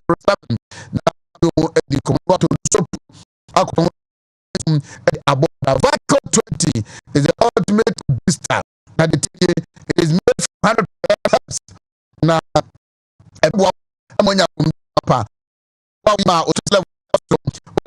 code trouble. Unya infection na ba me ba safo ni nyina no. 0244-585-531 and answer 0244-876321. Haba License chemical shops nyina no okwa obenya vehicle 20 no ebi na onso ato Dr. Mensa Haba Clinic obeko Kumasi Kuchi Guinness for no hwapɛ na obehu Dr. Mensa office no anase na so ye no ho na no na di nkomo okɔ Accra omu ewo Man FM building mu Medina Zongo Junction honum kasoa omene nsanie senior high school no ene di hwɛ no Kofrodia Old Slaughterhouse ena behu Takra de omu wo secondary college ene hwapɛ Takwa Dr. Force na kunu honum asunyane Municipal Hospital honum sanso na main market ayo Adum Coast nche honum no eye se hwigina se opposite Solar FM Dunkonofin na fe drug go so a ubohu New Lorry Station 0245958768 na fe 0209500273 Monday to Friday oya upon 5 p.m. Saturday and Sunday upon 3 p.m. eno Dr. Mensa Heba Clinic. Now, going to be a stroke, diabetes, hepatitis B, sexually transmitted infections. Ninyano odekwa obetiti ede amount. Life essential supplements. Life essential supplement. If you are planning on having a more radiant and vibrant appearance with no hassle, then stop contemplating on how to achieve that. Worry no more. Life essentials have come your way with a secret supplement, the 30-day beauty secret pearls. These pearls have been formulated with age-defying antioxidant to meet all your skincare needs. And me bacho already na ni beda ho kama stretch marks no ebeye free honum wrinkles no wani mo nwie no ebeye free honum dark spot bibi tuntuma esiso ready no eno so no ebeye free honum a na wanom life essential supplements ni ebim sanso na otunyu no ebefu ebeye tenten emu be du kama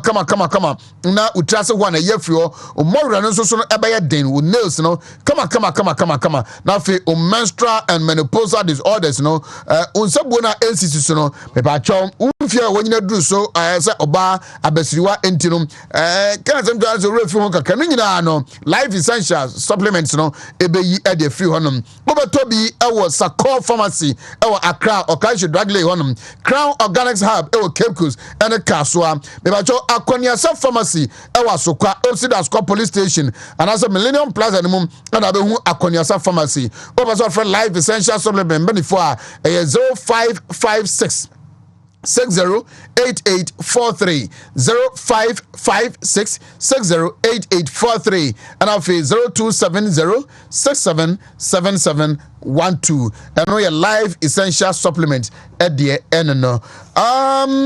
Dr. Emmanuel Amankwa Amanke Machi ya ugadi na apum yeboko yeda yami gusu hwe yeda nyankopon ase school musu to say school yeboko just confirm nyina ho ye nyina ho ye yeah fine be fine all right okay and come on me Dr. Fuku edi me no entoa enkomotwetwe no so ewo honum nya fe eni edi the calls keep on coming.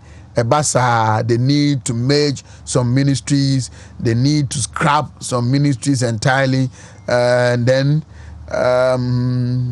to save money, and also somehow to appeal to the people, said you're more canon are buying sentiment or their concerns, you know, and also the parliamentary primaries are eba any nipa edimrika ko akope parliamentary candidate no, and so ama party no ahead of 2024 election. Then we are looking at either say a beha party and say a party no, especially when we hear constituency and regional officers are my resign no more akọ election no. Amanke. Yes, sir.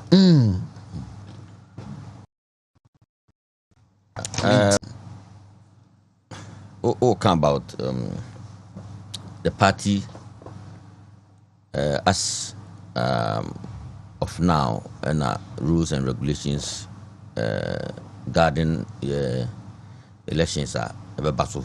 This is the December, right? Sarah made it. But the concrete sure because Pennyphone and Sheda my any briefing. But ABC Omo Peno early, Ebinsu Omo Peno late early for no Epeno August. August is close to the mid of say July, August.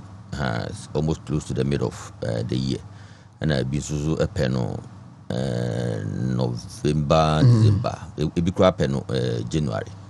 And Obia were reasons as to why I was it me a yen term. And omo peno late no so omo reasons. Omo peno and term see ohwe candidates omo yomutino yen share enya opportunity for any of them because we be anywhere ya to abama na wako around the whole country. I think she say omo nyina be new. I think say the VIP, the Vice President, Dr. Mahmoud Baumia, and by virtue of the fact that Vice, be our Coco places, but I don't cry enough because many sure pass what taught the whole country apart from another father when you had the opportunity to do that. Enti na ebe here say ye Jojo na ya pet bra sene fata na ye politics and and African politics and Ghana politics for that matter. Here say you touch base with the people and you need time, also in your time. Now your amount for the opposite amount for etiasie, the media, the radio, the TV would go to some extent, but say one can say you had the opportunity. Na say uko dudwana enaiswa. I believe say it me kanyan amount for behavior no attitude towards it me esisa and also eboa ama aban enya enough votes. My young kai say the former president John Dramani Mahama where the NDC for and on Oheneba and on serve as a president, a former president, and our tour the whole country into amount for anymono. Into based on that, a beer anke or ye pana be or kwakusha ubia young and trying and I say young ton or a man then late Congress would be okay with the reasons amount for a day banner. But she say no ubi horoma or not the president with the vice president and also be the president into your no already know a ton but no your president and another don't Kufuado it me be two no she say or sabe bio it be na sympathy or horum into or see nya yeni pana de be yini bia no also nya the opportunity say obeko bebia no akoton nsem enti I think say that argument is also very valid. What I say or say to be tone because say we didn't kwa dia no so opako nya opportunity na ye ton what I say na Ghana for it be a tono because nya nipa bia obeyi no bia no or sama bia obeya no touching the base am for questions bibri but me ebusa also to me ya am for be test if you pulse am for be test the way I respond to issues am for be test the way you react to issues ni na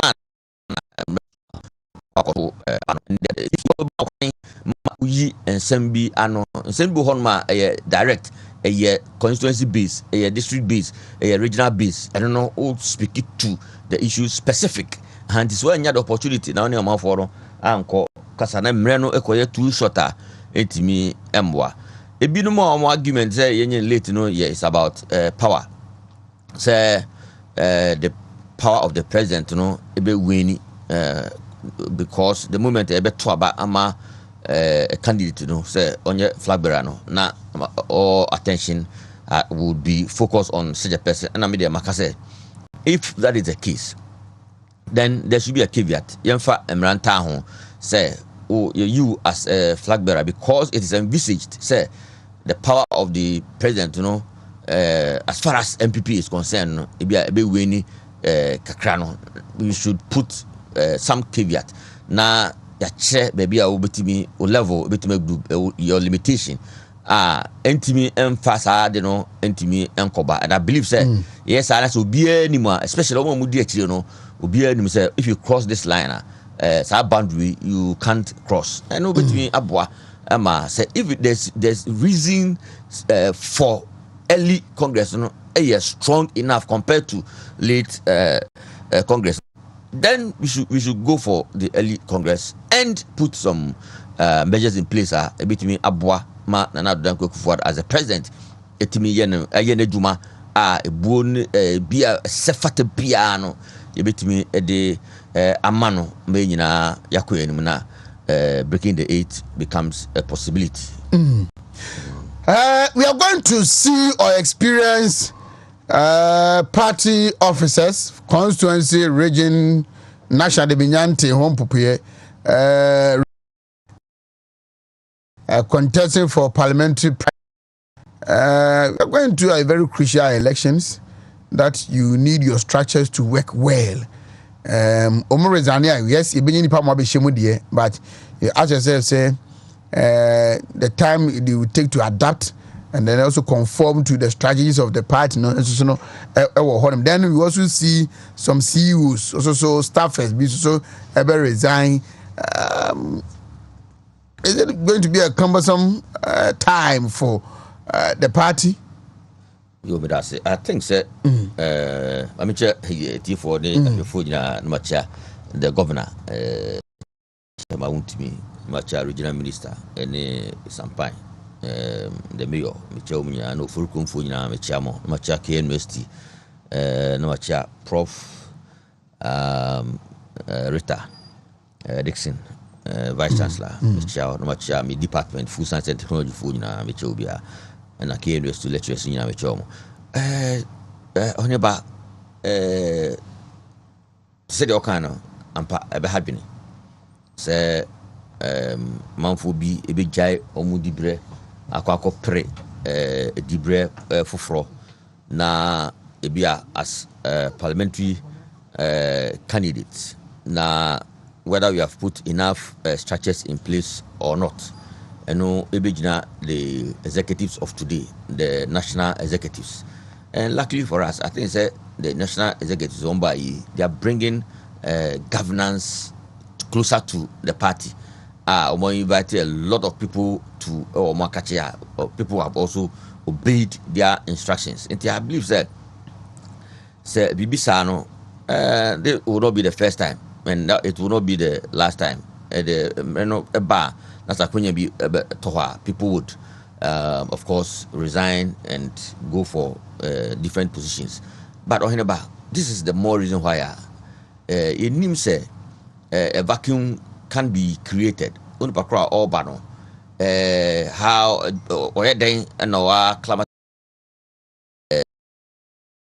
one move into the shoes a bit me affecting with me affecting the term.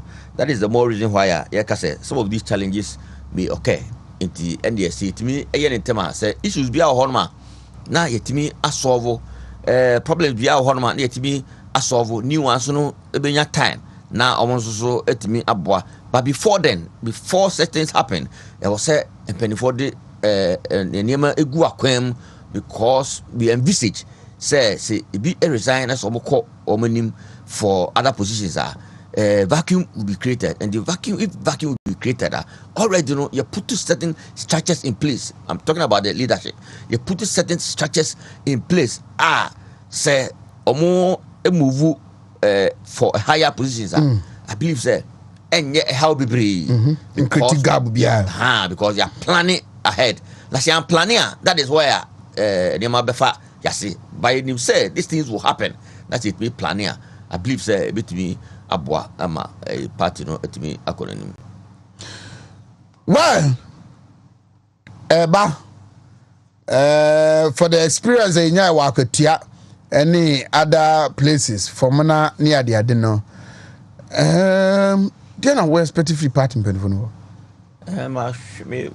more display, more news headlines. I think the national chairman, like I said, there will be free and fair elections. Yeah, Bonfire say the all cano bit me abem because when it comes to elections, the never be it me.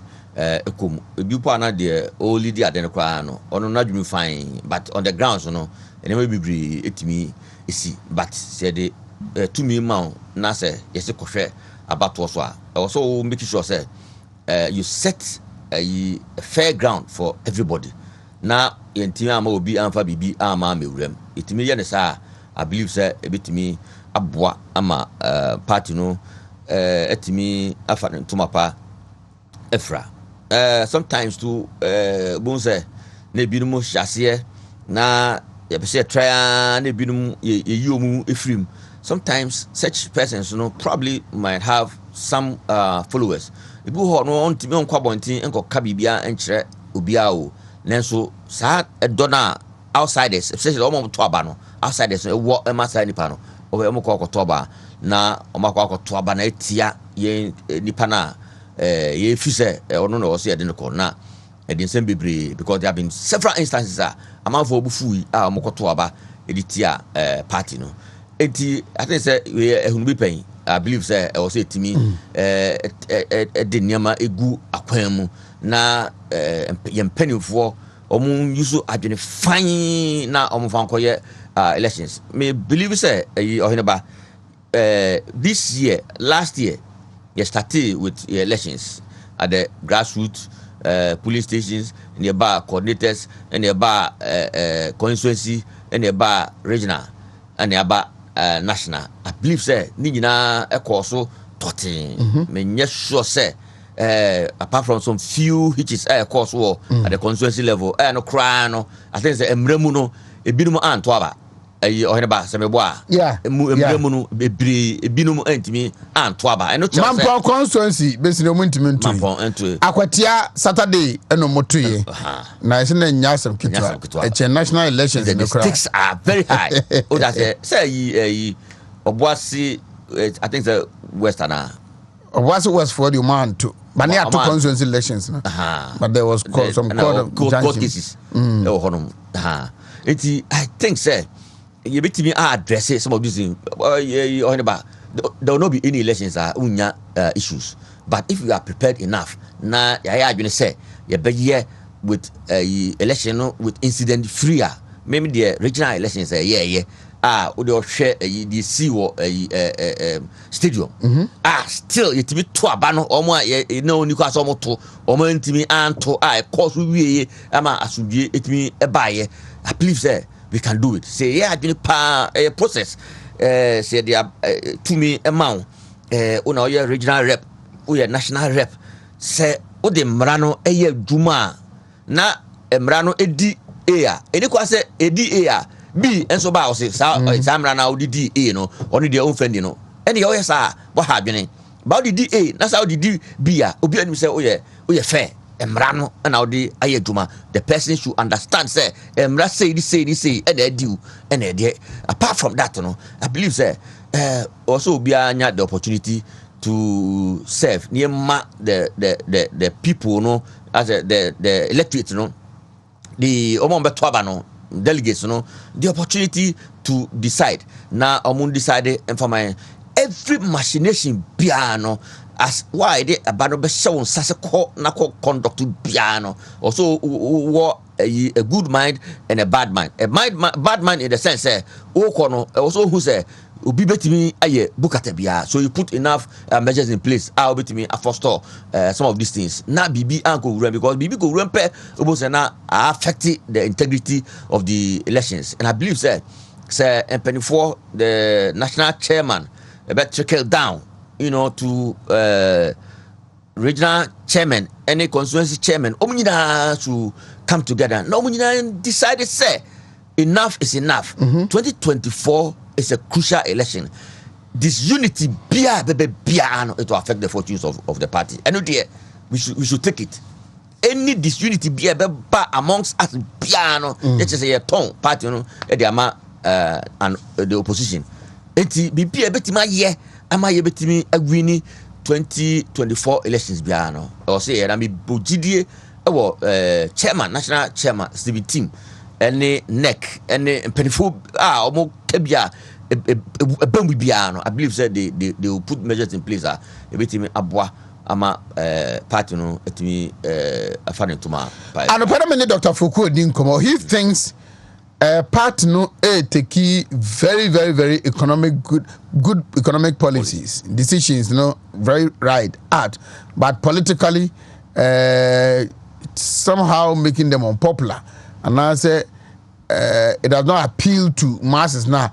Umbeto by renew the mandate of the party, no. This is very very very very slippery, and I say trickish. Which decision? Especially what debt exchange program. I was here, we be affecting for they will not be happy with it. But economically, for managing church, some some go for affect you, man. Why they will punish you for that in the elections? Just a very tight corner. Oheneba.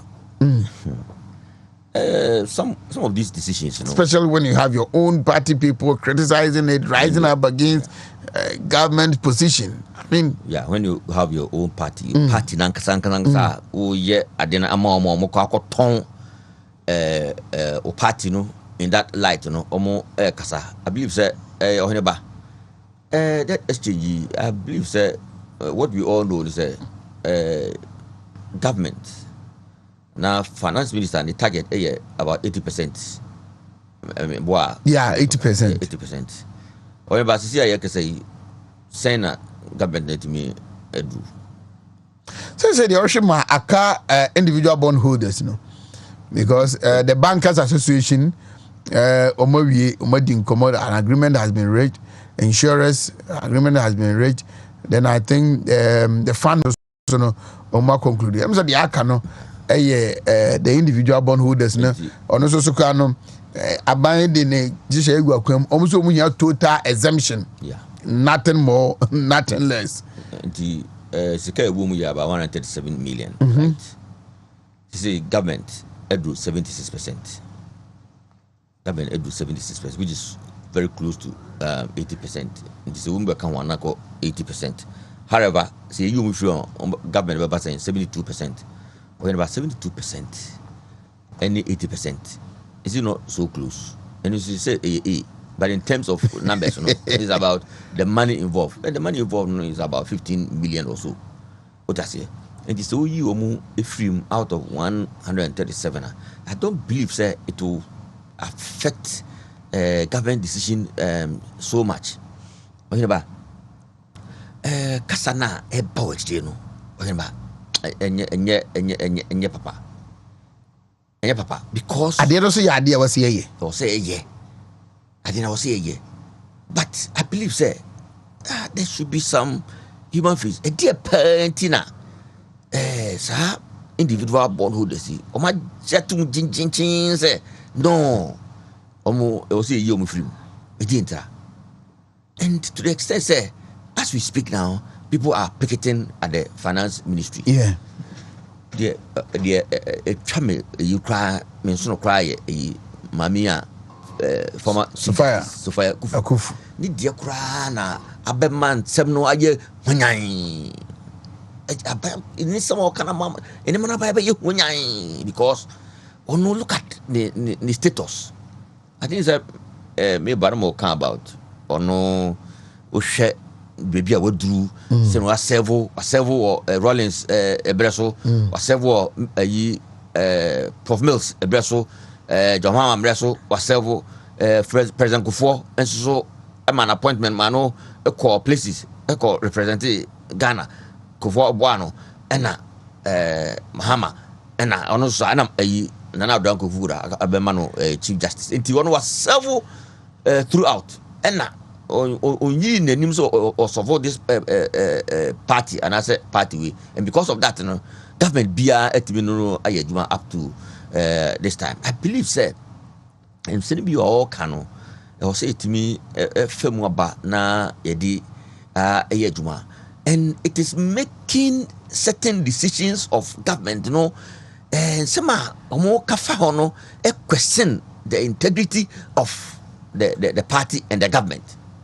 What I say because we because say so Jim me na scanner media odi scanner me de bra no only call an agreement in the ban saying na o take such a decision menka ho ana say untie de me so maker. But on such investments, are we not made aware of the risk that comes with such investments?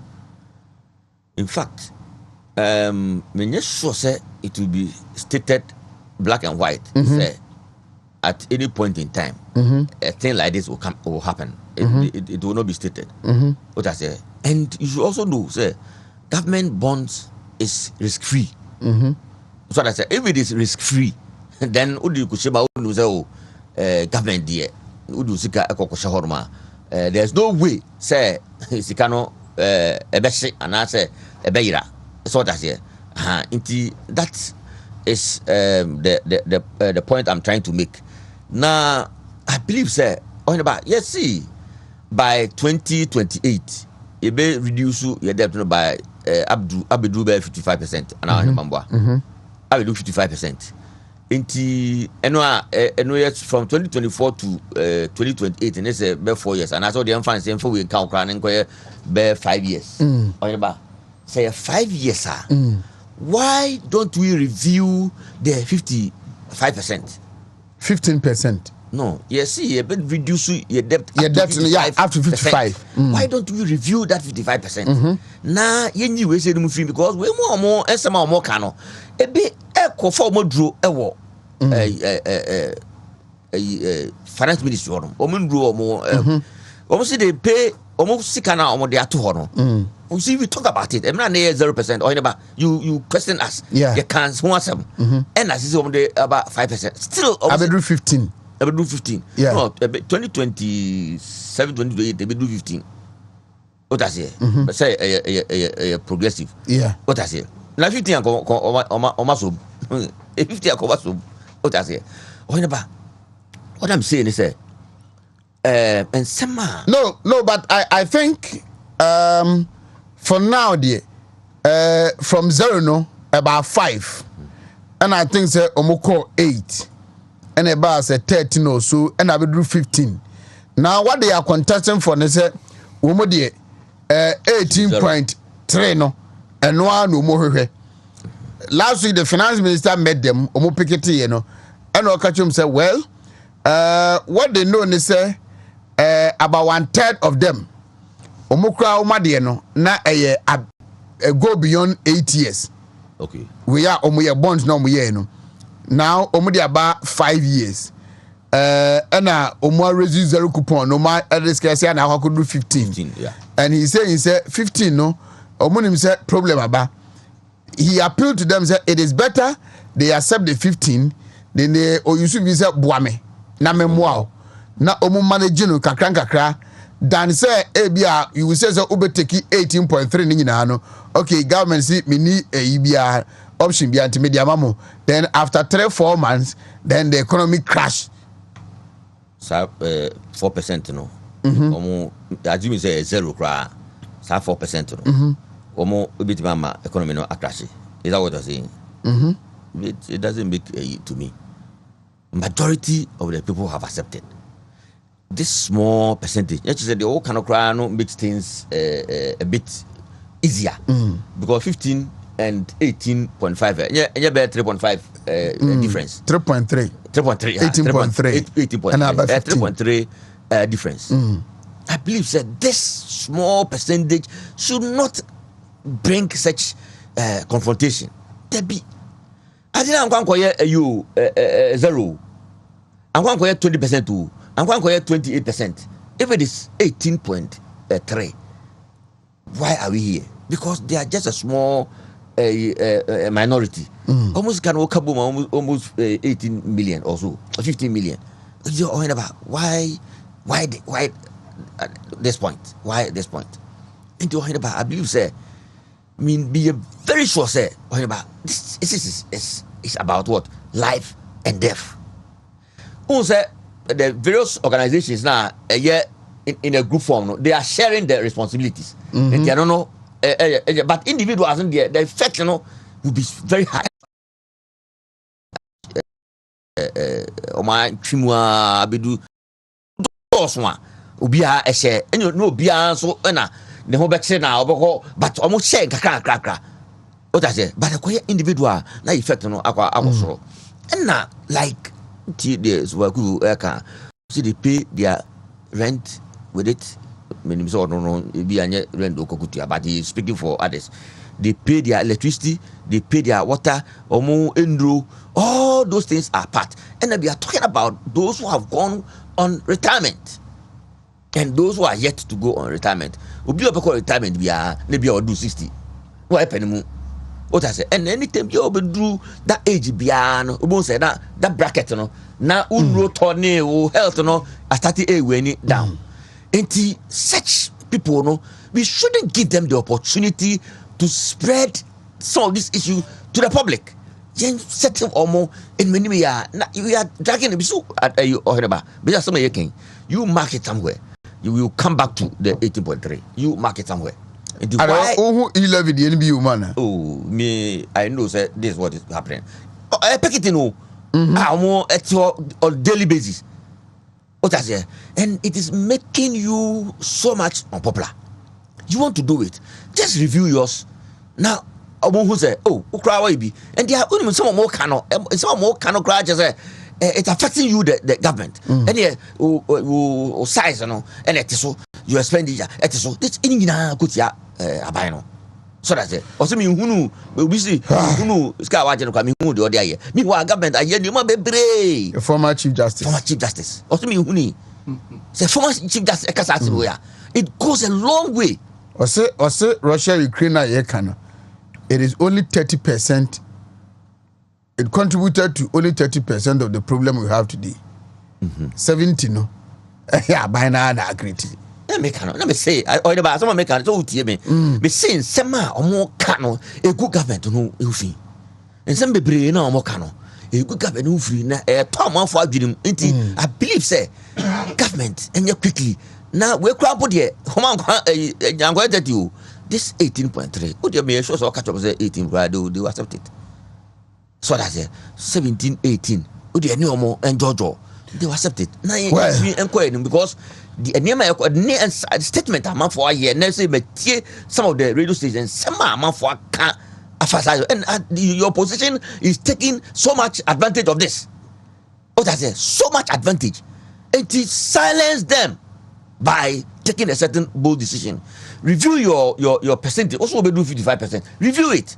What I say? Review it. After all, I cannot a free young person so and I be do sa a maybe. Anything you want to solve it within this shortest possible time. Review it a little bit. Now, government is mean breather. Okay. Citizens, it mean live well. I believe say it mean sir. If it's my boy, I mean me in Akwe. But I say, lawyer William Kusi. Or a senior lawyer our Dominion Chambers. Na you be remember bubusa no. Say wakodi obi kisa. O ma ba ne fie. Abia mengazo wati abenkwan. Eno mbeka ni tisha abenkwan no mutu no wage no. Eno mutugu no so. Okodi defend obi o murder case. Na complainants never yes you convicted the pakro no say you go hanging no on your free court and obey fee on so I need maybe and obetra abenkwan ho odini fufu na abenkwan na odina no abusuafo di soon ba fie ho no be ka jense na say omuko ya appeal na so omuko do mba ya otifufu ni abenkwan ho di and omuto share no so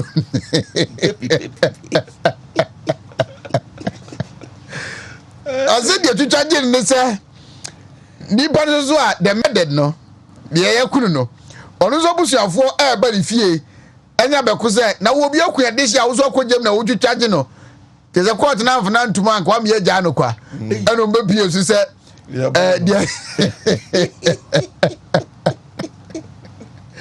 it's very interesting. Lawyer Akwaba me Josephine e bi bia boko de yesu nti me complain e de Nyankopon ase individual bondholders who can ho na me nka ho nyame adom. Yes, I believe in investing in properties than buy bonds. Exactly so. Ade Say pram buy bianchi me. Noble dream. All those things, you know. Man case wa bro. I believe in investing one's money than giving it to government to spend. Fortunately, me nka ho. But the discussion, and I'm sure, sir, it's rather unfortunate. It's rather unfortunate, sir. You do baby, you do. Na me bisa, sir. It is part of the IMF conditionality. Yeah. So we cannot discard this issue without recourse to IMF conditions. We have to satisfy certain conditions in order to get our money. Yeah. And the government is desperate. I think by 17th February. Exactly. Which is, I think, so Friday. I sincerely believe government behavior is because they will seek the permission of IMF before they will agree. If it were for government alone, I'm sure it's very, very easy. Since, okay, they do 3.3%, they say we can, but somebody else is watching you and saying that make sure you do it to this level. And I'm sure the difficulties number. Yeah. And George already me sure say a bit more resolve the issue. No. I agree with Sophia Kufu when Okaze Ukraine Russia won't want a great problem. No. Because yes, I are not just a shifty blame in the economy as I manage.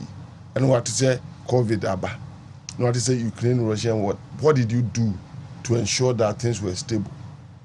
As much as we support government in its bid to resolve the issue, no, at times we should also shift some of the responsibilities to them. Look at COVID. Lockdown here, and I'm saying insisting, was it necessary? Lockdown? Yes, was it necessary? And no. And yes, Samre no, and ye be do baby ye do. No necessary lockdown. No, it wasn't. But ne allow international community too much control to be anchored. Whether you had the experience or not, where people were dying or not, one quarter years ago, neguru yakoda. Ye to aduane che aduane a home budget kakraka. Ya hwe nyema nyina ne etuatua electricity bills. If we had stood our grass zone, as I had you be angry. And I prekese ni idabada hantinya de pepre. This year, nipa wu Ghana check COVID time. Say COVID alone to be anka say COVID ne kum. You see, let us be very sensitive to what happens. The fact that road accident doesn't mean that it was COVID. No road accident. Nipa wu. Your process ebobo. Until the COVID by na ya de bi anku bi na COVID ko ne kunipa. I mean, this is ill. And now I'm thinking as a state, we should have sat down. Your doctor for we should have sat down and look at our peculiar circumstance. But they were rather calling for the lockdown. Yes, because World Health Organization has instructed them. Say, lock it down. And so without researching, they just jumped onto the boat and said, And these are some of the little things that has brought us this far. And the pressure bias. Otherwise, this government was doing perfect and excellent. Perfect and excellent. And away by at times, managers of the economy, we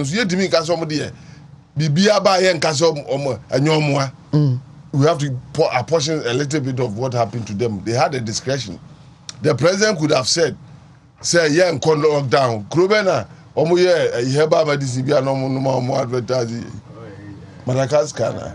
Yes, they didn't lock down. They were taking herbal medicine. President, they are no advertising.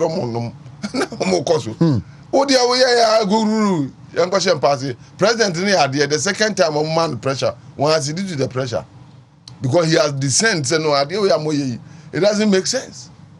You're too economy, man. I say, my 2 years. A cable. COVID kuno. Why? President now can. Why not? Oh, who call you a lab, maybe? He died of what? It is a worse agenda. What do you say? He died of what? COVID. COVID. Qatar. What you nipa doesn't a COVID kuno wabusem.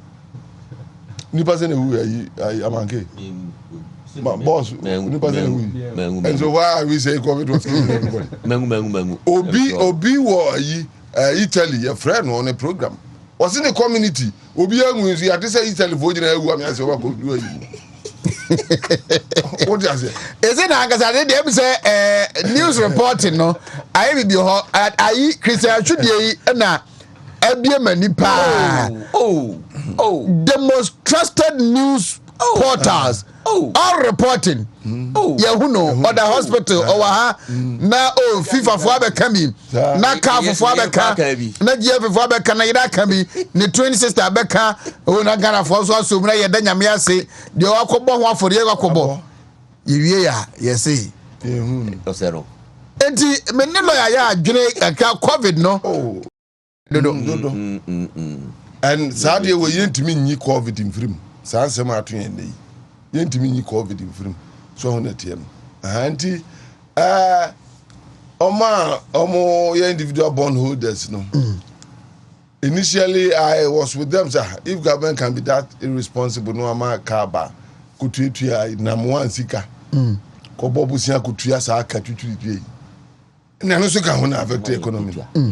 Meanwhile people who are greedy risk their money for unnecessary profit. Government to look at what has happened. Now the old and aged or no call retirement or investment kakrase bedidi no mum na akade so on sacrifice. Now greedy man na or call so the sika ko invest akode profit enye reasonable no.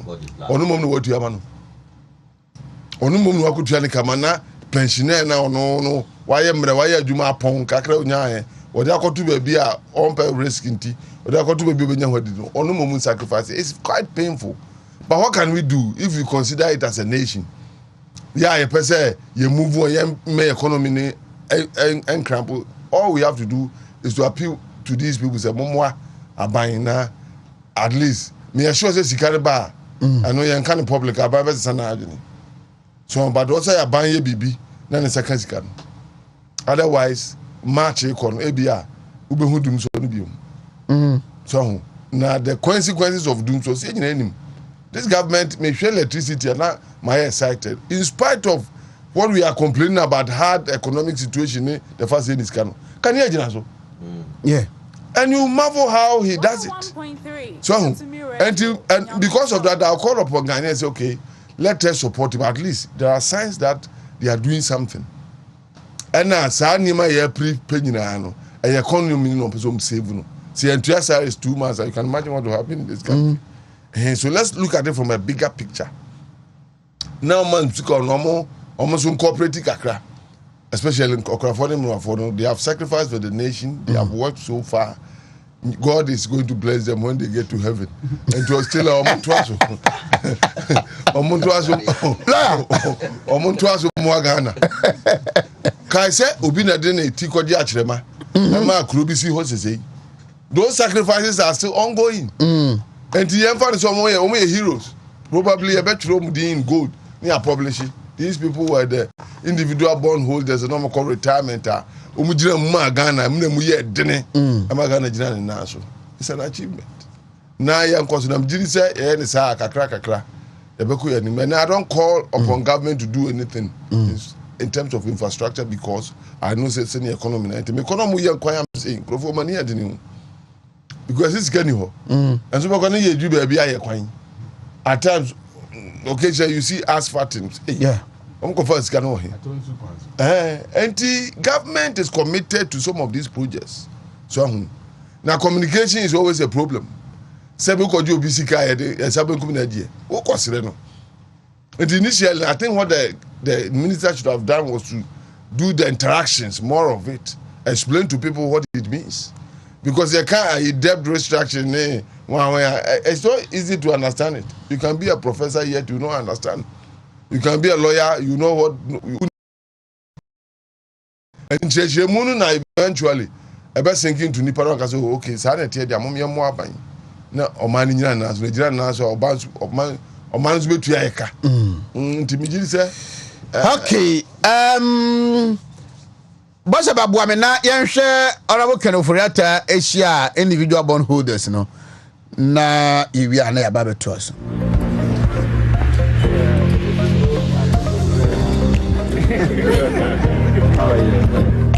I received the petition, and really, I mean, I was intending on having a statement to the nation, you know, which we will do. But given that you had come here, I thought I should really come and meet with you and really understand what it is we are trying to do and where we are in the economy. And I think we should get, you know, some really very clear for me. I mean, a nation must look after its destitute, or widows, or orphans, or retirees.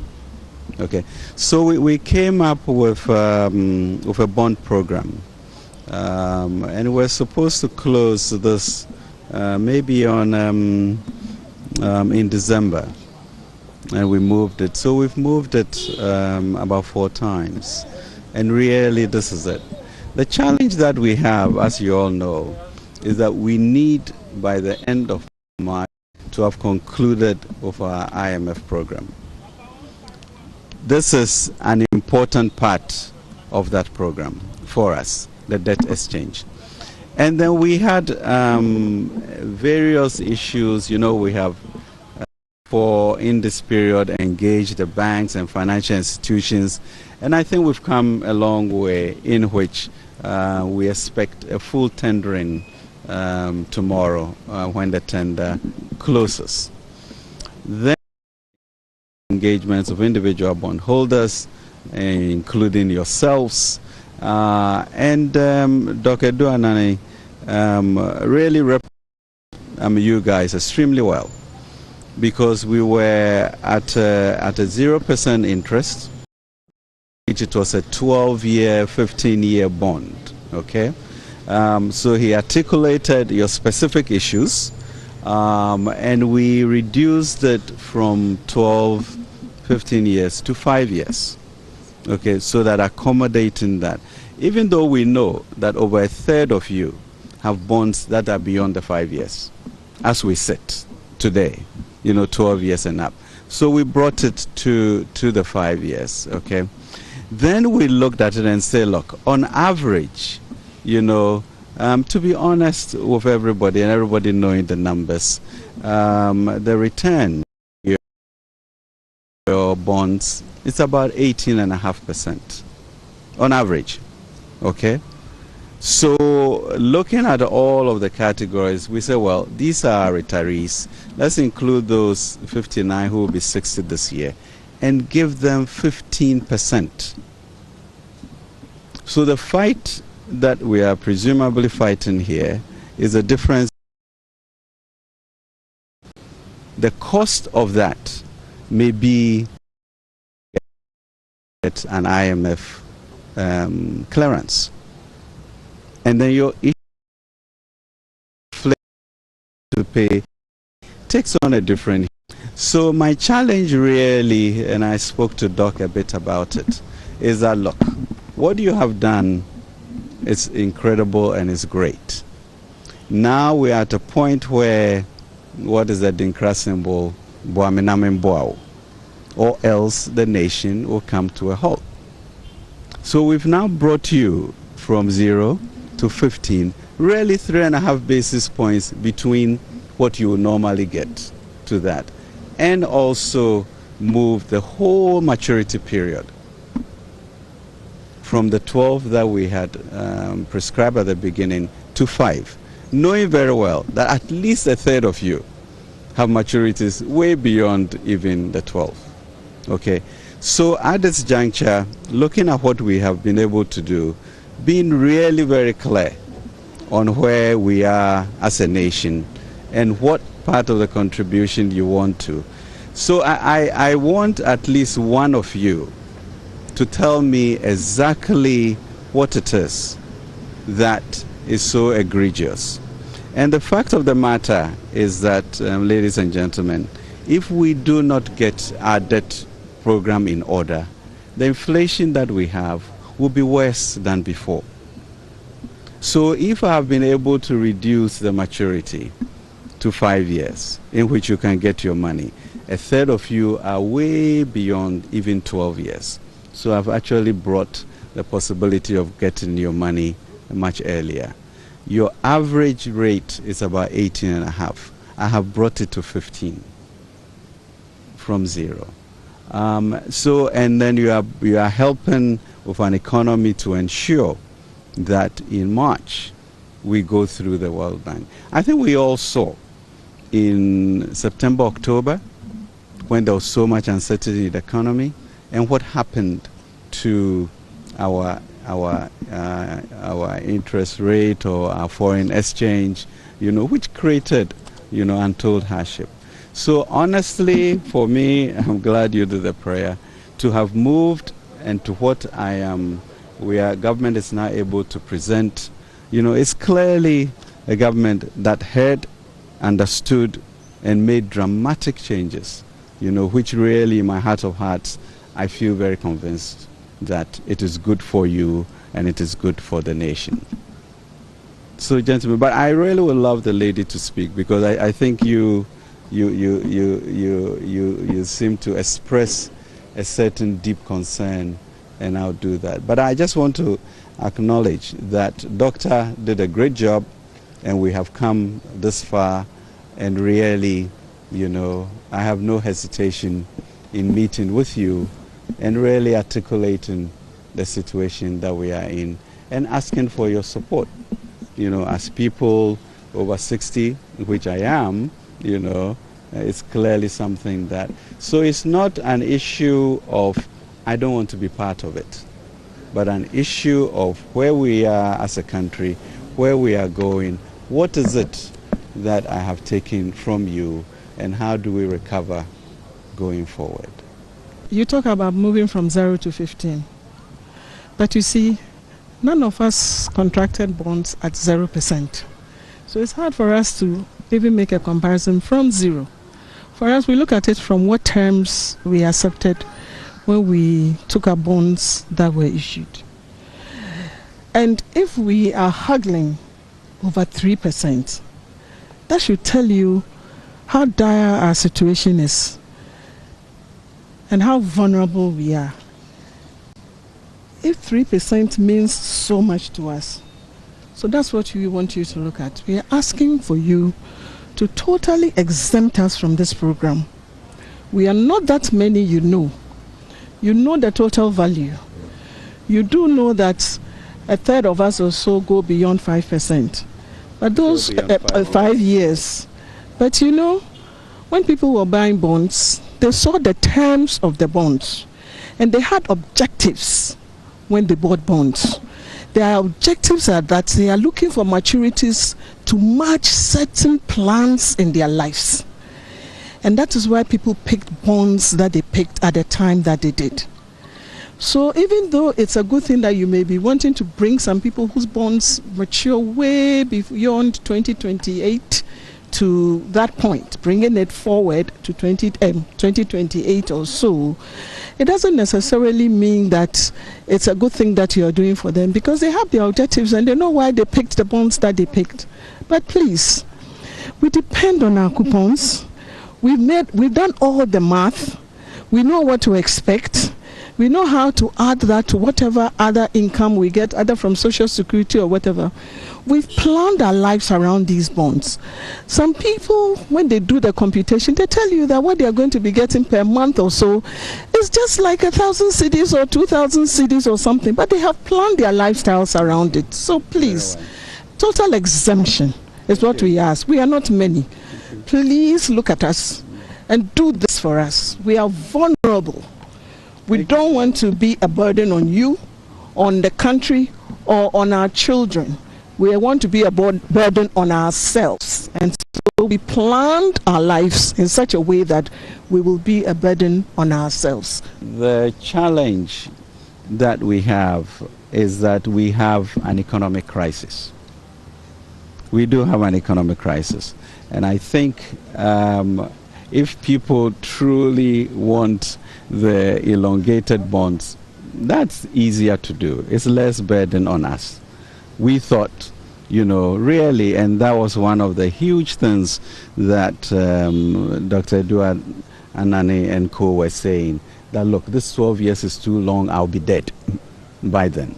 And so we found it, necessary to find a way to bring it to 5 years.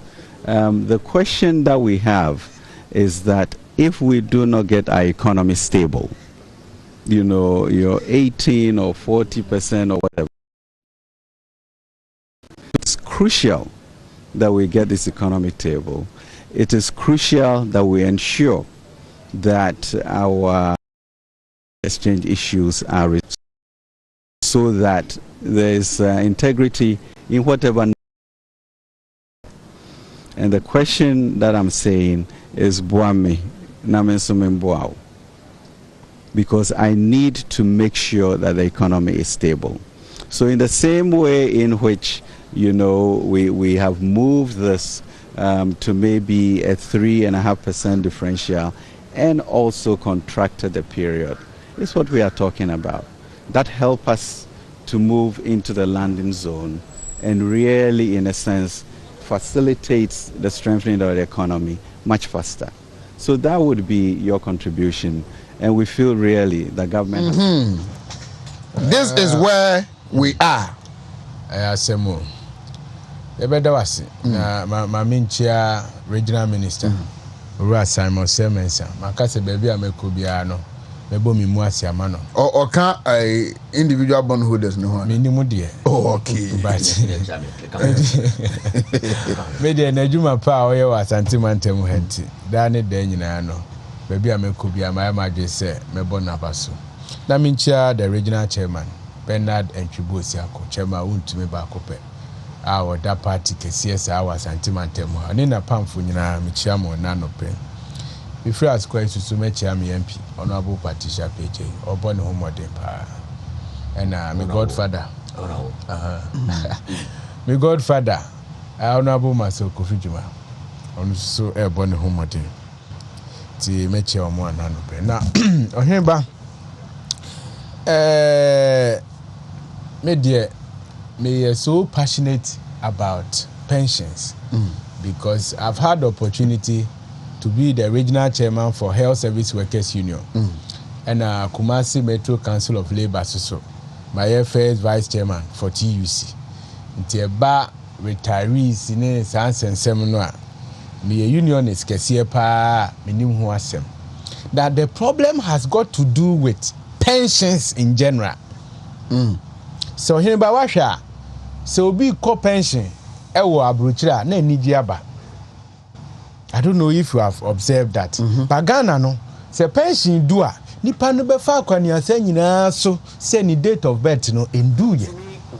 Afa ni abie ni papa ada kaswa. Ye hu the correct date of birth.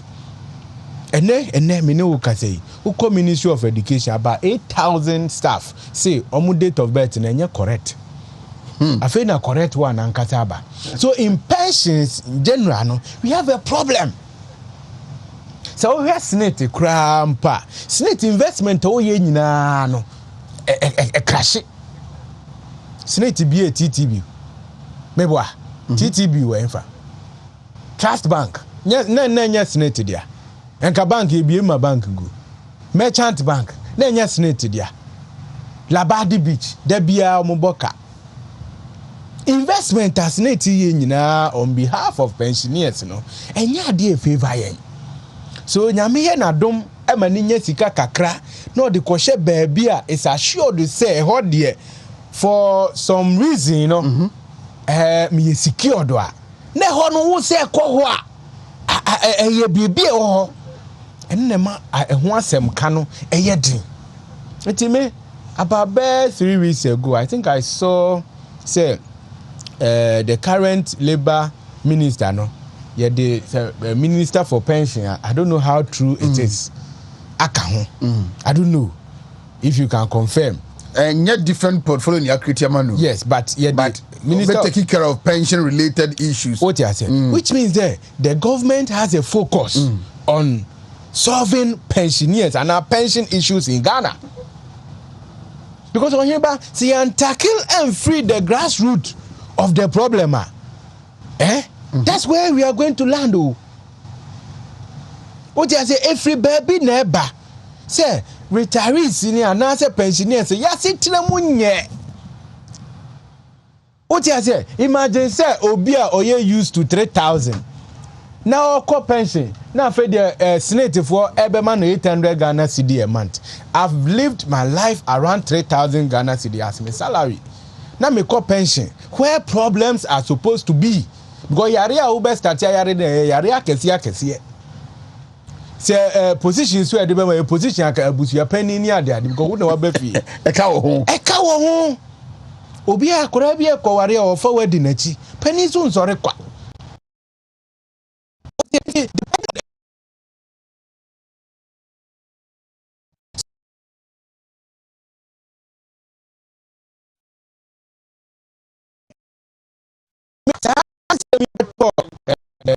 Right. Finance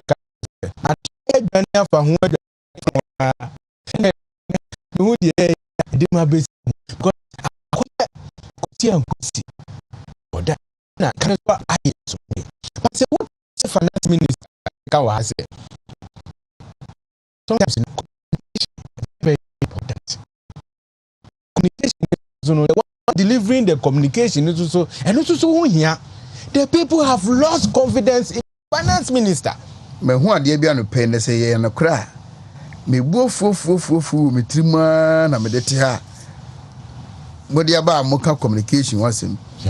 Say yes say state institutions PRs no koye party. Koye party. Omo koye party. Party for 2022 government PRs dinner and awards night. Na ede no mbe jirijiri mu a. Yeah. Na sa state institutions no government institutions no more PRs no more way. That problem is and a lot is happening at the various institutions. No, omundim be kwa ho asem mecheche munche no party no mokoye. Oma na ISSA. Oma na TTSK. Masa, ye mpe ahotesem o. Just ahotesem a be magana fo bu afuo. Hwe ye wo man echichire eda yanim. I was say ye free to be a woman, ekodru tibia bi. Hwe na me kan be si lawyer asema o kan yeso. I bet to differ kakra ewo COVID in chichimu or the mine. I tell you say me a hospital administrator. So I know what went on at the health sector. What you say? When the health sector no, you were preventive, curative and a rehabilitation. Now per se preventive near community for nurses near there ube ko no solve problem na sana aba curative na yaje watu ho ye solve na sana we are rehabilitation na say ya some aba back to where you what you say. So always be no preventive no very important enyema ye di gu akwam me de COVID in the time no me kasa nko president betina so kan my assurance no was enough for me. And WHO for term de ma yare we meaning yare bia won the term pandemic no lawyer say wo hwehwe mu a minim senior tise bia obi di case abro na aka cho say case we treason wo akra say lawyer no wo yam timi hyew say case we say me di agro wo ye botuo ana ye do kotum ana wo komu 100 o ti ase so say that term no beto ho say a pandemic you must treat it with all urgency because ni pankwa say free ho you cannot replace it eko hyew so na eko o ti ase so the government approach towards COVID now and we had results because na numbers are ba hospital Now your best ne wa woni mu say your infrastructure at the health facilities no na yet that robust and strong sir. Actually, Kran say we need additional 111 that has brought about the 111 agenda. Say we need to have a capacity. Say Bibi says here, you bet me above by. Now, by the way, they made the member Nabaso because now I think Abuja declaration says on health say every budget to be a mine or might be a 15% no should be allocated to the health. About when Kwan implemented that policy no. What she say? Sike was here the cohort the boni pa home by no. He has done it. It the course Emma we had the deaf yen kase nipa wu aye nije. Na mom no deaf toll na a call from compared to other countries. To say South Africa over 4,000. Ewu ya number whether true or false no ye de ti ya uko Google what you say our numbers no were up what you say their numbers were up yeah de no comparatively now about 1,500 or so what you say intermediate make say bibia nsienti no ya na ye hu dia ya ye but media make say aduane a ye che ye no minya bi di ye no aye o minya bi ansana wo ko say dem ni bi minya bi di na egu pick up so ye yi ma mi edi ansana o kosua so ansana me call Pentecost makion ha ekoje kosua create eje emu I saw it o tell you san lie soldier for na kill ye enti me dey o mi nya ni pabonini ansana like kwaje mo me so da me chemo awocha ba na ye hwe mo ntimi hwe mo no wo ko kwaje bi ene nam tie am kan say evidence nti me kwaje bi ansana evidence nti na kwaje me the evidence nti every nam tie am kan because people are saying they didn't get me I had it it's why I had to say it ansana tax free dey my as health workers me for the past 6 months so tax now ye Jimmy over 600 Ghana cedi you know mentua ye sad the mama nti me je benefit here and say na ye nya covid no so or health you know 10,000 Ghana me say nya bi me nya covid me say nya 10,000 Ghana ni bi kata what you say enti no sa benefit ni hwan ya ban di gu ho for staff anyway soldier for nya bi we for nya bi obia enya why are people quiet ni ye kan semu gu yeso na muso magigi amote ho teacher for tena demu yes omo ko eji wo mu pay enso na auditor general kan wan say obia e kulema since aban ni discan gu ni boto meanwhile you are a teacher you start home close to a year who do you pay what you say who do you pay so what you say it is stress baby you do to tell the finance minister ne kan ye no but me problem ni say now the one carrying the message you know people have lost confidence in him yes sir president say nko reshuffle be cry by wo ho na obi nipa na waba no e na e kan sa asem we ya there would have been some confidence for him nipa no benya because I don't see any way say from 18.5 to 15 there you still have to say oh ntiase ade no 5 years na ade no kwa was 12 what they about 5 so why still there's a problem and another 10 kwa na say nipa na omo atoto bond omo ye dodo sempo wo be man na issue kakre bi no ye mo ye say ye aban adwuma nyina akra no ye nduru 1 million sesen ye Ghana ye 30 million na mo ya form nkwa awa aban ye 1 million ti wo boka 1 million ho ai na dani problem now what you say so if you can exempt them from sa adewe kofa semna obi nya dro num na obi adidie na wan stories we nyina betwa ama ye ho adwe but the finance minister and so kan say ya anya sa adewe so a ye ho betire yen asoman so what you say ye ho betire yen asoman a che say sa 18% na wo pe no ye ho kire ya you are going to lose it.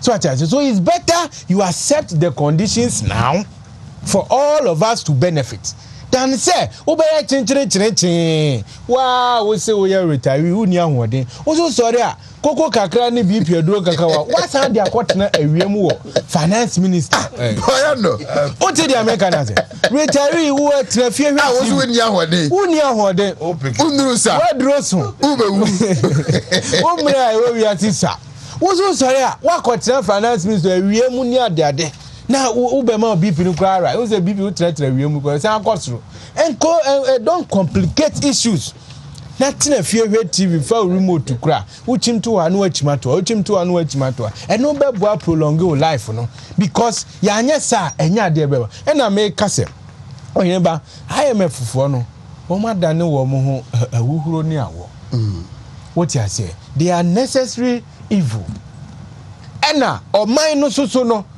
enye se ya ye adeboni bi ana se ya mismanage the economy. What you say? So o share o person o hear MPP modern ba wa bo pa check from 2017 to 2019. Even currently cry finance minister catcher say you were in crisis no. O be kwa kwan so na caterpillar so because we do aton so a caterpillar ni graders wa yeah and then me the 5 minutes in free me fee e drew studio ha.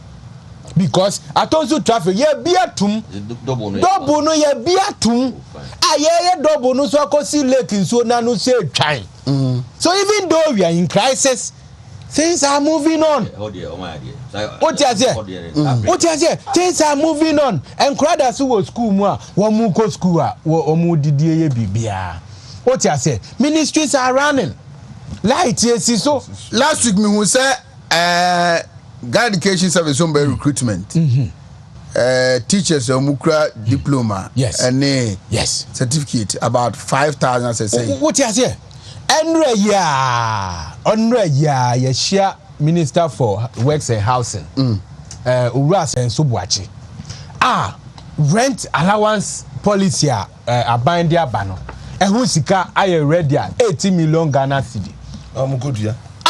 Ye betcha rent assistance aman krofo say Ghana ni bia qualify to do that oko app no so no apply that you get your assistance things are moving on and ye ma papa enam kwan so eba the various ministers no ensure say niema be yie what you say even though crisis nesi but things are ongoing it's a best Ghana for me dey nka say no na nka alternatively no NDC for the abeto say yen John Dramani Mahama me ba be di NDC anim no me dey nka edru say no nka say ni eno me uti fie kwa amonya hwe so muntimi mfa bibi nto krata so that's my problem the take classroom usua de no na wa wuti fi a wonya hwe untimi enya time efa bibi meto say alternatively no this is what I'm going to do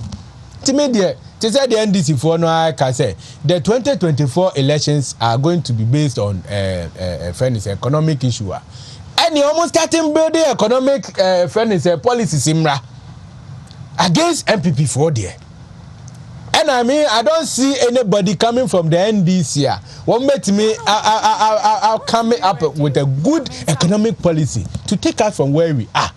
So I tell them, and come because one cousin would no BBN. No, I bet can be to table to me in Ayati. Tigana for ye kotusremo. Munya jide we yemu. She said the president said about economic issues with ya and this MPP no. We are far better. And we think about the ordinary person. That is why we have implemented various policies. Their own nibie. What you say? Their own nibie. To say, and then despite enyema ye komu nyina no, enka obesa akotua akola school fees for SSO. What you say? Enka electricity esisu jan say no, enka ho bill enya asem ketwa. What you say? Enka just enyema ekoswe, enka you are not going to benefit. But then bibia all facets of the economy no, ekonanim ye nyina ye. Na economy no na problem ba it needs drastic measures drastic measures na bi na aka yi na abrochefo okra esi entua omoka ananya za ne kan lawyer anopeme ne Dr. Foucault Dinkomo, he think that government no take very good economic decisions, but on the contrary ema oye unpopular. That's it. And also no na party for answer the masses no so be e dia koto ba is it aba na onye dey on konsunye good policies because Ghana first. And seriously, and when he is voted out of government, so good policies. Who will continue the good policies? Look, let me tell you that you president has chosen so in the short run most of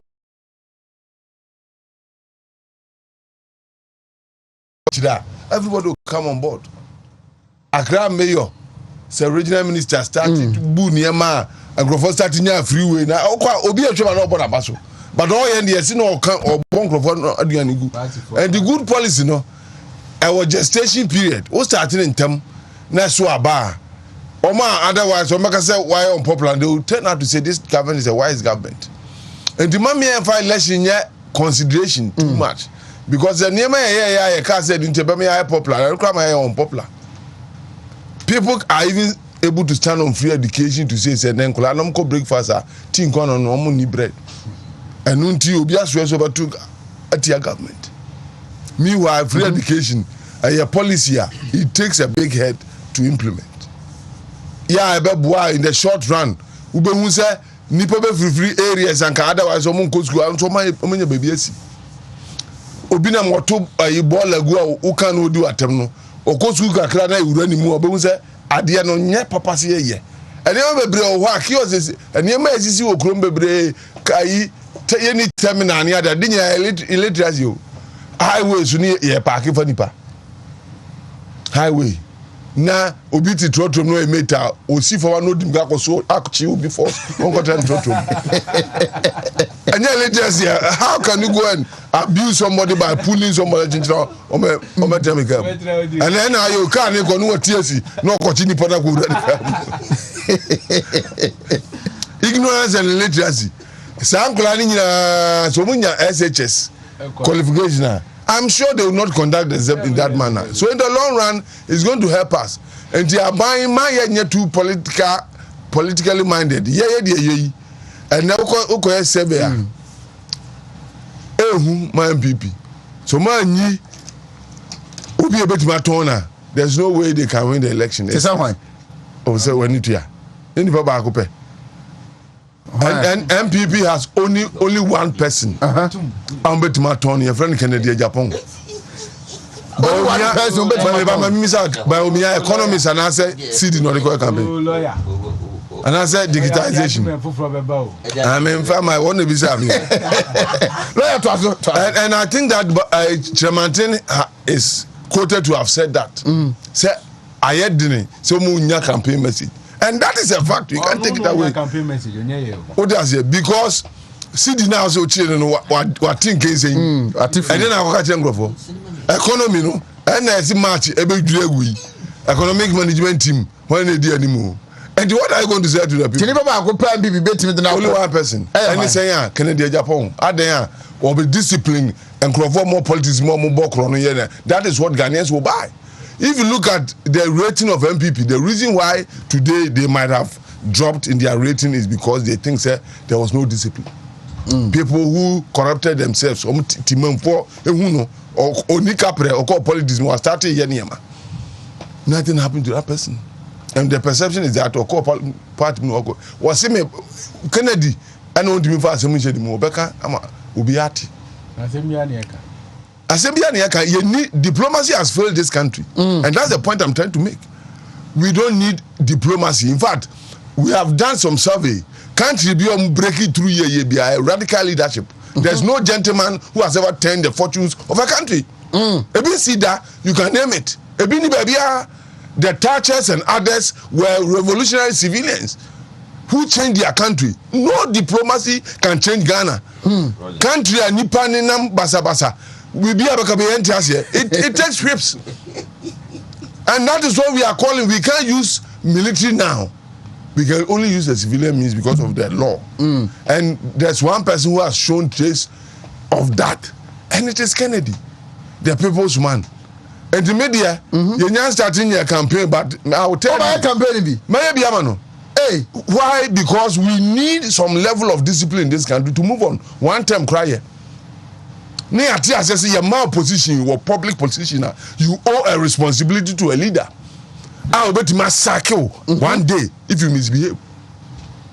You see, because what is going on now, just over now your favorite, yeah, you can do whatever. People who have no designation in party are portraying themselves to be prime ministers. Near show me, yet the party near show me. No more misbehave. We can't say what you think as Sebi. This man will not tolerate that. And that is what we want. Yeah, or be a better. They say power corrupts. And it corrupts absolutely. But this is a man who has seen power by his private means. You see, that is the difference between that man and the rest. He was a business, a creative power man. So, and to know be having nobody president, everyone is money there, or a popular leader. Power demuda. Some people came to politics and they are now somebodies and they want to top president. We are talking about somebody who stays outside government, create wealth. And I've also said that politics is about kind of politics is about wealth creation. Politics. Yes, it's about wealth creation. And your philosophy need theories. Ghana, Africa, your politics is a wealth creation. The best leader is the one who's going to create wealth for the nation. And Obia Waye Bida. And Obia or take class will be here today. One hour to a man create wealth. 101.3. The part you say, theories don't bring wealth. We have Omamu, Professor Senewolska. No more body waiting there. Media, in terms of addition, so addition is the Gabriel, upon intellectuals. One now, why you will clone Habu the despite Kesman or pursue education after he has succeeded in life, not before. And the time. Chairman to me, I'm say, or chairman, I didn't. I said, Chairman to me, chairmanship. A BSc as an original. I don't feel. A BSc as an original. Yeah, I'm say, Chairman, bravo. Look, what and leadership is not about English, and I have discovered one thing by research. What the white man brought us was to make us slaves. To be a school, be a no than why enslaved. A bit of COVID by a car, you didn't get slaves. Economists, slaves. BBR, slave. And that is how ignorant we are. We have professorial titles, we have doctorate titles, but yet we know nothing. We find ourselves writing books and quoting statements and speeches of the white man. The black man who is endowed with proverbs never uses his own proverb. And a professor one it is our problem. We have to read it. So the point is that Ghana needs a leader who can create wealth. Ghana needs a leader who will say it as it is. Because Kennedy say could they go to him? No. Say asema be say e kwa adwato odi kozi kade u kwa adwato say e ko change obi from one ministry to another na say reshuffling ba na adwato ankrofo bokentemu asalai ade a ye deshi no ye pese u maintain ni ha. How can you go together to Japan and make such a plea? Nanka untimi grow PhD, patriotism, honesty and discipline. And so please let us not risk. You see, as a party we need government. And to rule is to get a leader whom you can sell. We should all agree, say, economic factors which will not necessarily be a matter of inefficiency. Actually, na perception is a woman at the show, Mr. Mubani. Woman, Kahuna, Omudi Mutintiman, Yentimis to Omniaco, a Jomusia Coton, Motum, Kennedy near, Power near, Montumano, Namotumana, or my name call Yanfo. Chami bi hu mi wase me NDC ni metese okasa Wontumi na de ayi oxygen sim so na mtutu yesa ya de she de metie bi was so can Kennedy as must me catch on me end this super could be sana. Yeah, you Kennedy made jai abedi much platform be a man. I think the all singers is aye. Not just our workers our hand no two Wotia Masako Bo Kennedy. And then or say any buyer Oja and party na BDH. And that is not the only person. I called him the second JJ somewhere. And it had a reason. You call him the second JJ? Yes. And this is for me by more. Some in my ID card and I'm so me blood, you know, my system needs hand you know sa party. And to me, Nemum movie say a failure. I'm telling you, we are bringing a second JJ. Ne home na ID second JJ no one. I'm so second JJ. We are Keda meboa. We are bringing somebody who has the attributes of a Keda to rule this nation. The philosophy behind why you join the Keda. Somebody else is an MPP who has those values. He is coming. Say, lawyer, what can I say more? And then I can't say much TFO. There's only one person who can rescue this country.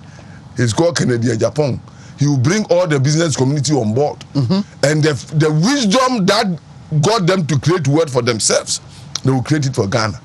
The theories are over. The learning of the white man's mind will never build Ghana. Ghana can be built by its own indigenous minds. Ghana, se be ya entity ni mune ye bin ene di be buma enya obi agogo sia di abobotai ke kabrofo ya va muman ye try baby anya ye Ghana ene yatide Canada Japan so person nso be kura franka no me fa ma me 4 years hwade se Ghana be se ne tie ya Oyando Oheneba ene de lawyer baby a wati asie no waju we so me nim say na o be ka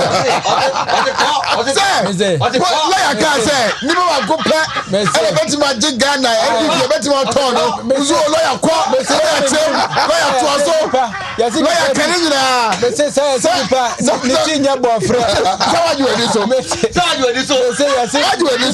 ni pa ni tinya boyfriend ene wa pa ma hu de me nim say adu we na we ba me nim eti na me so ne so ba Oheneba me come what you say Dr. Bawumia sorry Dr. yes that is how no Oheneba tell you after PhD and we see where you do no it's not about hard work it's about your smartness what you say you have to train the mind to a level so easy amount and I'm telling you sir the vice president Dr. Mahmoud Bawumia the most performing ever obiso betua for 1 hour me engage you one on one place we no you know place we I invite him one on one I will pay for 1 hour no yes so onuso ma bi ni ase metra the most performing ever Vice President Dr. Mahmoud Bawumia. What is a Vice President here you omunyina? Why na he so vibrant and active in performing his duties? Bawumia. What you say? Okay, say Obama Baha I think 2010 or so. What you say? Obeka say we don't need strong men. We need strong institutions. And near mad me nyina ye. I say no person so a strong man. Oh, yes, you are quotation because a strong institution is about strong. And I make catch say Obama said we don't need strong men. Yes, we need strong institutions. Yes. And I made sure myself say.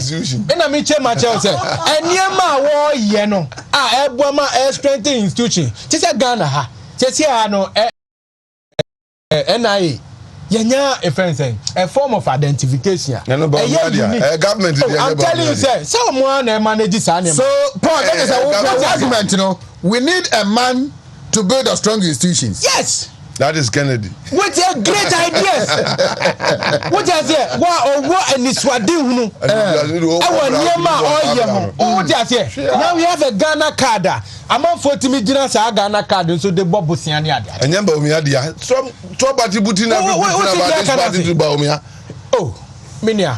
And party Bawumia party nana. And na party na Japan eh. Anya Canadian say o baba yo. Dabi credit should go to Nanado. Ni eh. Credit should go to Nanado. Amanfo a ene de MPP ni ana say obi oya sympathetic to MPP na who Haley Rollins. Hey, that was someone making one. What is second JJ? JJ, me say JJ, environmental. JJ, yimu at the Jawa Central Market. Don't even mention it because they are the papa. JJ Niama Bayer or my media don't even go there because military rule by revolution. It was and yet who be kind of for now. Don't even mention it. There's nothing positive about companies here. Rollins, I just don't even mention it. What you say? Don't even mention it. Second JJ,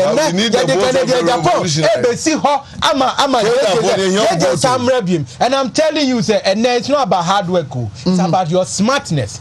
Try and train the brain to a level. A bit my woman she say pa aye juma and gigi.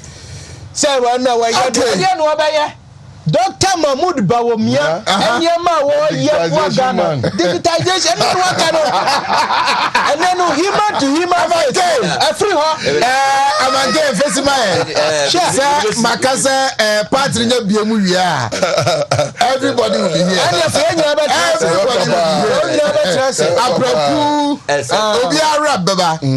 here. Then we talk the NPP. Media me Matthias. Now, Emmanuel Medrofro, so but and okay, lawyers for Kenya Japan. No, me na me leading yes lawyers. Oh, sir. Me na me mobilize lawyers. Lawyers for Kenya Japan. An election, no lawyers in Kwan be supervising. And this is the lawyers in Kwan be supervising. Election. We have people who are level-headed. Who flat screen who didn't even have a lawyer. Ni a supervisor. Ni a two about mobile to me partner. Wow. Lawyer Akasa. But I think that Rollins are kind. You put in perspective. To be frank, Rollins ba no. So Rollins it me ye ni me ya. Pa Ghana so radical time no. Utimi ye ni me ya and can man sign. Because at that time ne hu an one man for mu and put two a certain in place and go boy man no according because the obaka bia no am vote. But or the name be diagro. Look, there have been some radicals. Ometimi abua ama enema akoye ma enkofubi. So that's it. I believe say Dr. Mahmoud Bawumia wa yade wa born homodin as a vice president. Yeah, man opportunity. Want it. The economy is that failure here, you know, I'm saying okasa yentie. Want it. What? Doctor and cancer. I'm coming 4 minutes now. Sorry. What born homodin. To say o share say kase. Mitima kase. Africa and I say Ghanaians, we are all potentially corrupt as a people and as a country because obia person obokro no bebia but so we need digitization. Yes. What I say, you bet me yi sa every one because boss. But I'm telling you, say the lawyer can has some truth in it. That's what I say. How they afraid of make me man but the lawyer can see the credit.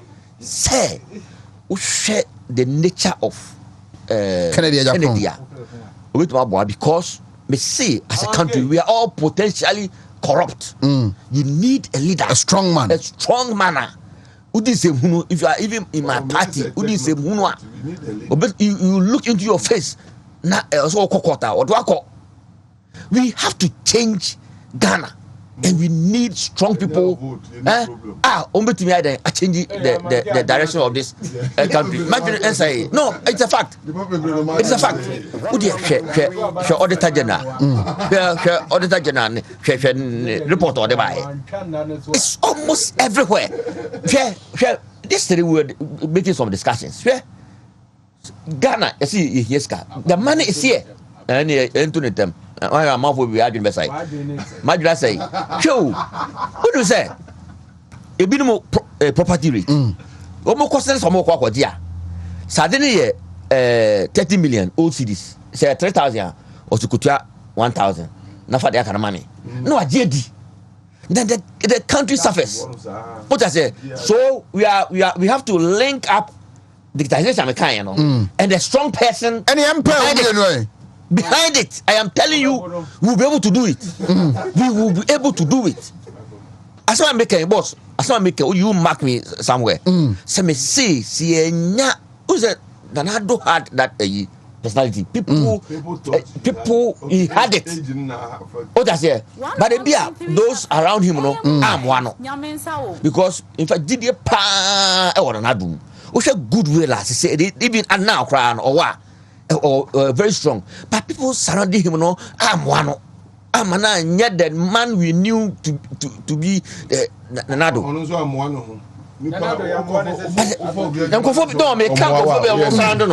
Okay.